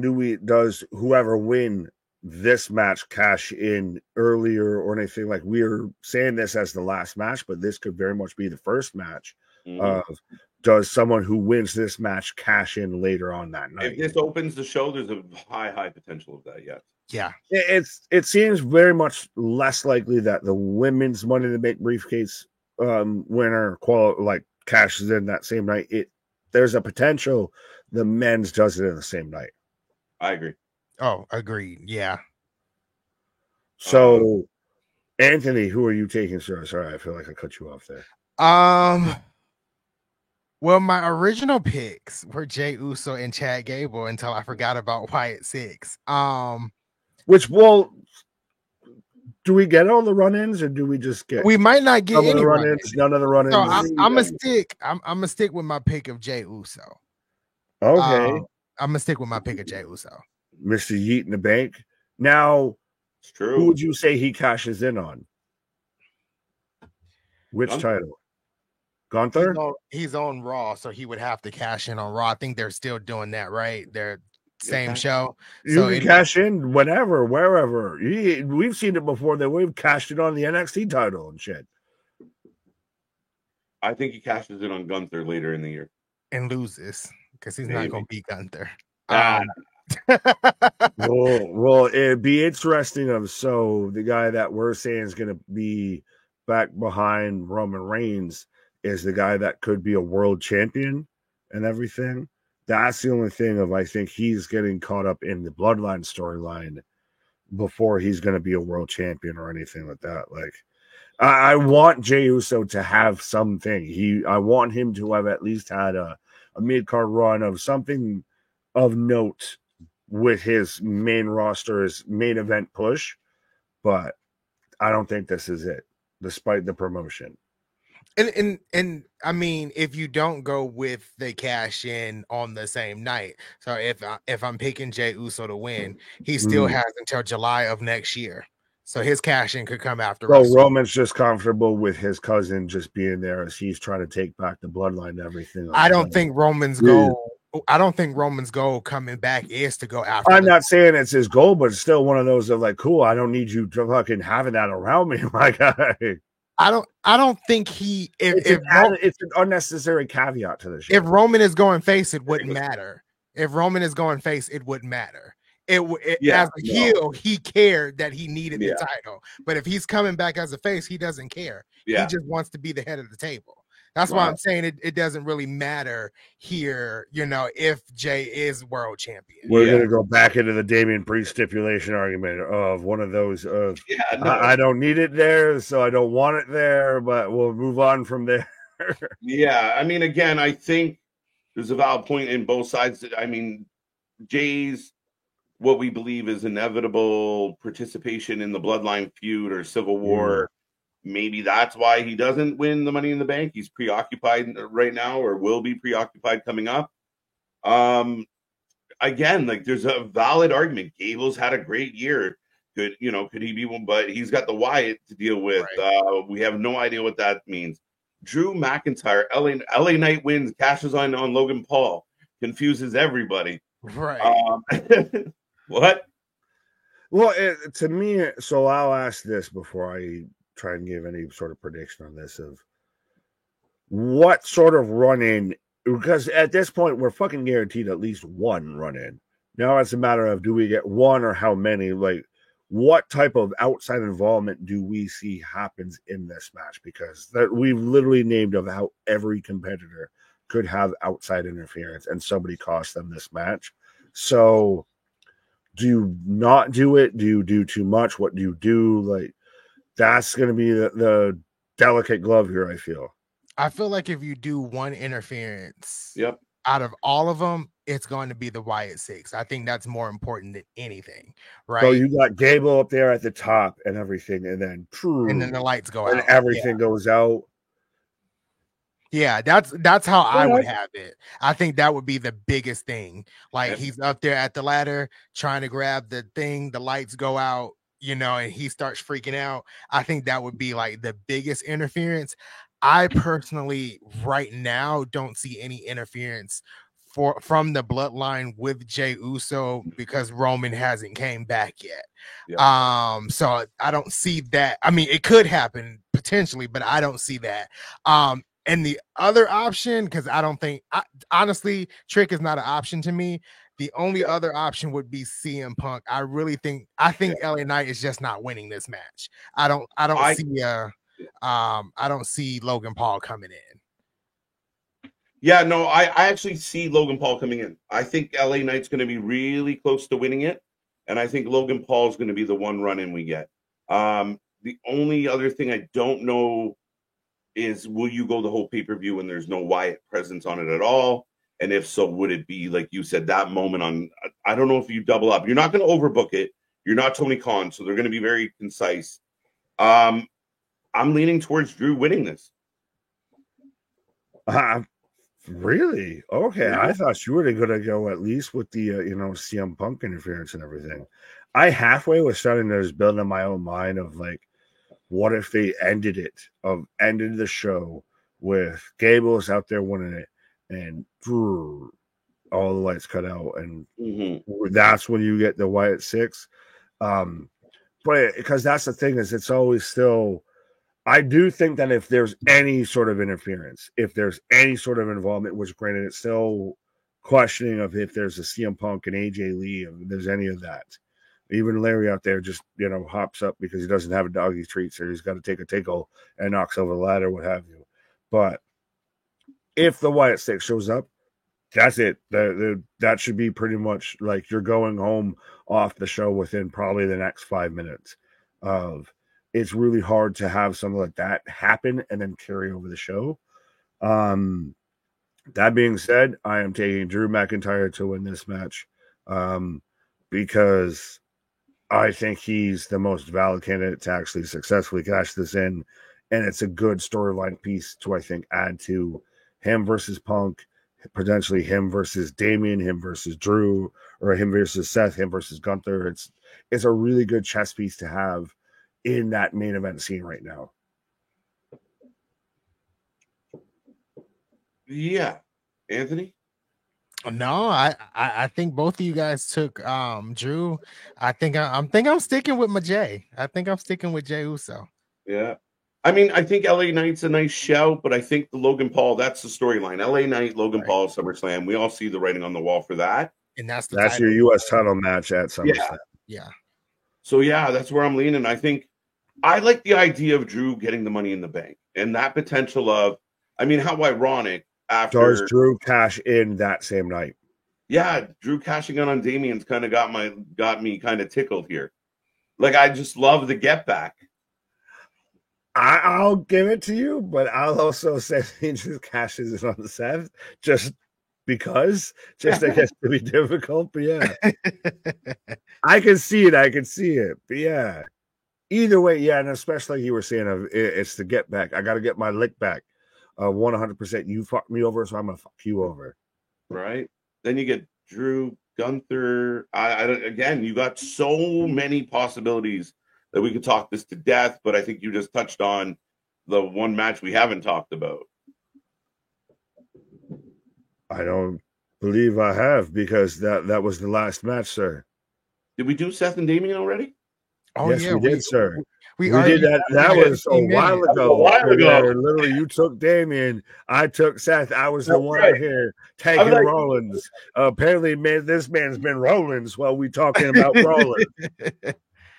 Back from holidays, it's slipping. It's man's still trying to get figured out of what time zone he's in and everything like that.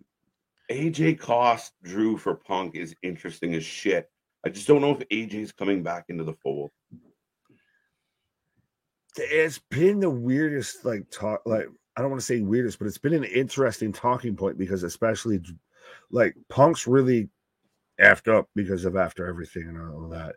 But it's still one of those of he got over Drew 3 times, so Drew's got his little bit of pound of flesh back here. But does his one time equal the 4 times of CM Punk?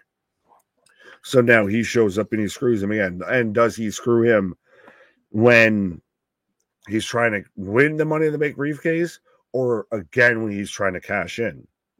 That's an interesting question.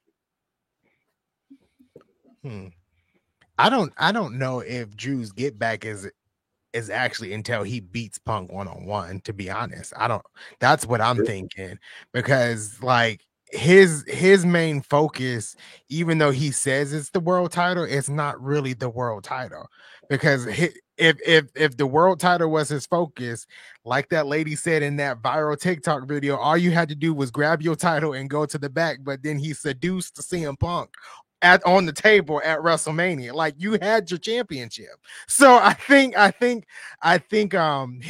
his eventual get back is beating CM Punk 1-on-1. But so do you see Punk getting involved in anything with Drew, and if so, where? He rolls up to the show in an ambulance and just fucking, Well, again, it doesn't have to be him. It could be AJ Lee. I do think that she's going to get at least that edge. You're going to get at least one match out of AJ Lee. An AJ Lee versus Roxanne Perez match kind of has a ring to it a little bit. It'd be fun. It'd be a fucking Spider-Man meme match, but it'd be fun. Right, layers. It's all about layers. Layers. It's ogres are like wrestling. They have layers. Right. Yeah, I think I'll hold on to my Drew pick on this one. I've been hard on Drew, but I think he's on. I like the comeback here and the potential of what it could do. The AJ angle kills me, though. People keep screwing with me. Yeah, I'll stick with Drew. No, we were back to the ladder match. I'm fucking just all. No, you're fine. Well, it's still one of those of, does he walk out of here as champion and everything? Does he just go and leave with the briefcase? Does he even get the briefcase? But does he leave here with the briefcase, or do we see a cash in? Do we see a cash in at all on Money in the Bank? I don't think so. Fair enough. Yeah, I don't see a cash in at Money in the Bank. The layout of the card, I think, will at least set the tone for the potential of it. If we start with probably well, you could halfway do it reverse, but especially if you start with the men's Money in the Bank briefcase or either Money in the Bank briefcase, you open the potential for there to be a cash in. Well, no, because the women's title isn't defended here, so you got to open with the men's title. If that starts the show, you're probably going to get a cash in or attempted cash in later on. I mean, even if the men's money, it's big enough that if you're not putting that on first, unless you're going to have a big payoff on the back end. Well, I was gonna say like the men's Money in the Bank match technically doesn't have to start off first. Like it could be, I don't want to use the term co-main event, but it could be the match before the main event, and then he cashes in. Just literally right after it. That would be clever as shit. Because like thinking from the past, I think Alexa Bliss won the Money in the Bank contract, and then it was like 2 matches later she cashed it in on Ronda and Nia Jax. The original cash in on this day was I think literally within a match of it. Yeah, that's got potential, right? It will really. I think again, you have the men's ladder match go first, no matter what, just because then you have us guessing all night long. Right. You leave the door open. Toronto will be lit. I think so. Overall, are we excited from? I mean, we kind of already know, but Money in the Bank sounds like it's going to be a fun show. I'm excited for both shows because there's a lot of unpredictability on either show, and I think especially men's Money in the Bank to me is one of the most like wide open matches for the briefcase in a while.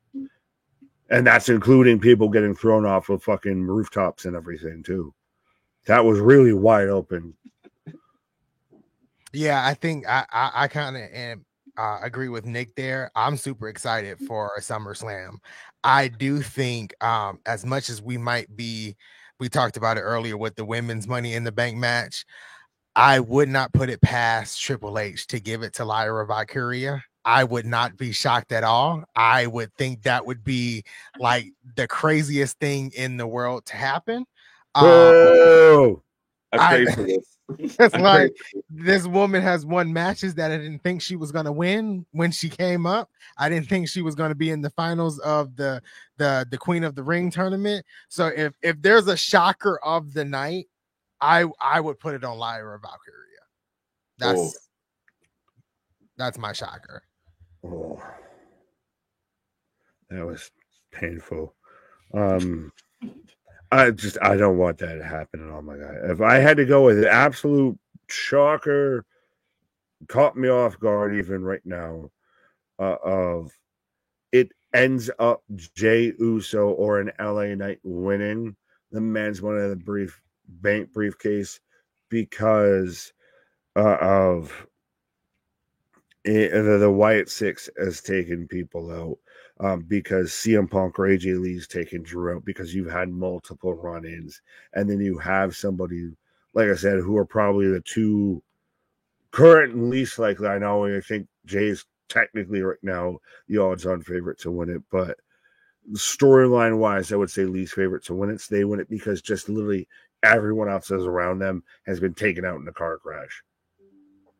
Yeah, very much so. Especially with some of the you look at the type of talent that's in the match. And ultimately, I think if it's not Drew, it's Jay. If it's not Jay, it's Drew. I think everyone else kind of LA Knights. LA, I think he's heading towards the US title. I think that's his goal here. Right.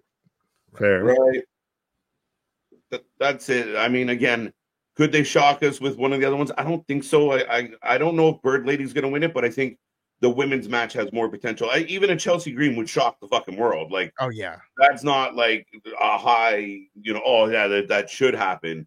It will. That'll be that'll be the best moment of that show if she wins. I'll say that. Right, it'd be cool.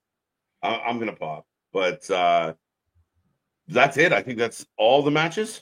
That is all the matches. My God, unless we want to talk about, the maximum male models showed up in Ring of Honor or any sort of other wrestling news or anything like that. Good for them.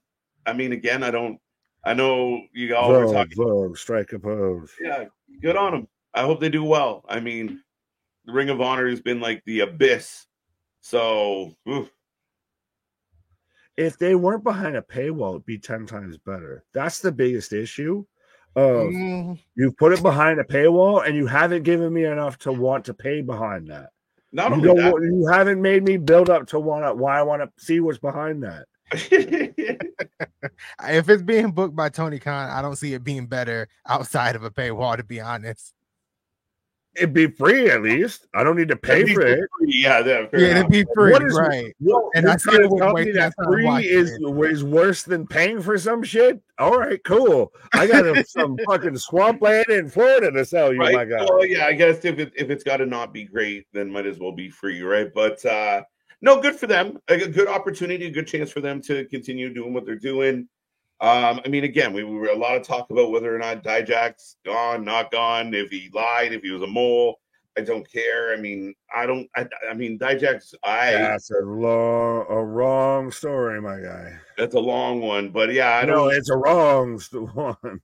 Yeah, no, there was a lot of funny reports coming out about Dijak. It was really interesting.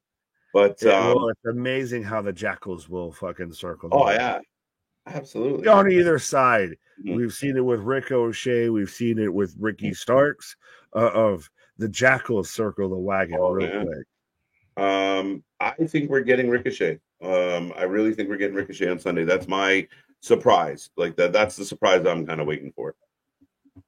Okay. Yeah. I want it. I think it's got a lot of potential. And I like Ricochet, and I don't want to see him go do like a couple good flippy matches and then we forget about him. Would you rather have Ricochet or Dijak? Ricochet. Okay. Yeah, I agree. I don't care for Dijak. Like I know a lot of people, and a lot of times when people, and I don't want to keep us here too much longer, but I know when a lot of people throw out, like, people tend to become a bigger fan after somebody gets released or they feel like they're done wrong. No one really gave sympathy support. I don't dislike Dijak, but I thought his gimmick was garbage. I thought the whole again, he's all right. He doesn't have much of a personality. I didn't think he was a great promo. He was just a guy that gave you good matches. They have a lot of people that can give you good matches, but I mean, what else was he? Was he going to be WWE champion? Probably not. Like, and we talked about this one in one of the streams where we talked about Dijak, and I was like, it didn't phase me that he got released. Yeah, like, it just I mean, it was another. It was just another release, like if he just stayed honestly at NXT, I think he would have worked out really well. I think it would have been respectfully. Unless he wanted to do much more beyond that, which I don't know if exactly would have worked out outside of maybe a mid card. He's there, that's kind of helps get people over and everything. Yeah. I'm fine with it. I like the Dijakinator. I wanted him to at least stay around. Mm-hmm. Yeah, I like the guy. And I mean, if he stayed around, I wouldn't have been mad about it. I didn't love the whole cop thing, like And McBain, I still swear to this day, and if we get Dijak for an interview, I want that be an actual question that gets asked to this man, is if you combine all of the Dijak segments on NXT, that it equals the McBain movie. All right. Are you, in fact, inspired by McBain? Are you McBain? Dijak could have been good bodyguard. Fair enough. I agree with that. That's something, especially if they brought him up on Raw. You have him as the heavy of.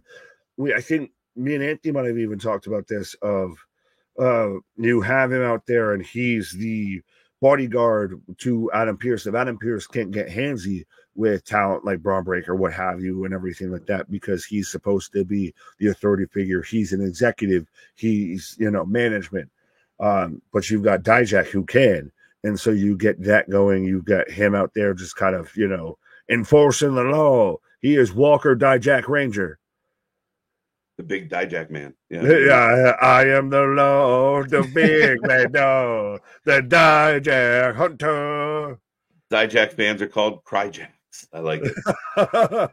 I don't dislike him. I don't mean to disparage him. He's a really talented guy. I just don't, it was kind of like Anthony. I was kind of not moved by it. I was like, oh, okay. Right. And I think, and I said this to Nick, like the releases in general now, it's like, oh, okay. I think the last one that I was generally upset about was Dana Brooke. I think that was like the last one where, like, I'm a huge fan of Dana Brooke. I've even said it. I tweeted it out to saying that if she wins the title on the stream, I'm a cry. Like literally, I love that woman. Yes, tears of So, agony. Yes, I think tears that was of the agony. only one like I actually tweeted about and said something about. I didn't make a video, but other than that, like all the other past releases is like, no, okay. Like it's a part of the part of the business, right? And I wasn't to the point where with Dana Brooke, like I was like, dang WWE. No, I was like, and I understand. I was like, find your footing somewhere else, like that, and but she it's still found one her. of those of like, you could have done something with them. Like it's just like shit. Like you could have done some, at least something. Like there's been some people that have sat there and argued of there's people. Christ, there's respectfully, there is an Odyssey Jones on the roster who has been drafted to Monday Night Raw 2 years in a row and is still yet to have a match. But we ain't got room for Dijak. Imagine he comes back, he's like 185 pounds. Like he's just completely reformed. Like he's just been Millhouse up there the whole time. Mr. Levesque, I'd like to get down now. Right.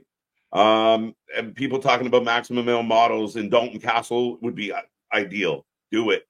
Yeah, do it. Yeah, no. Dijak is with Paul Heyman for security. Yeah, I mean, again, you have Dijak Gunther would be fun. Dijak Drew probably would be great. Maybe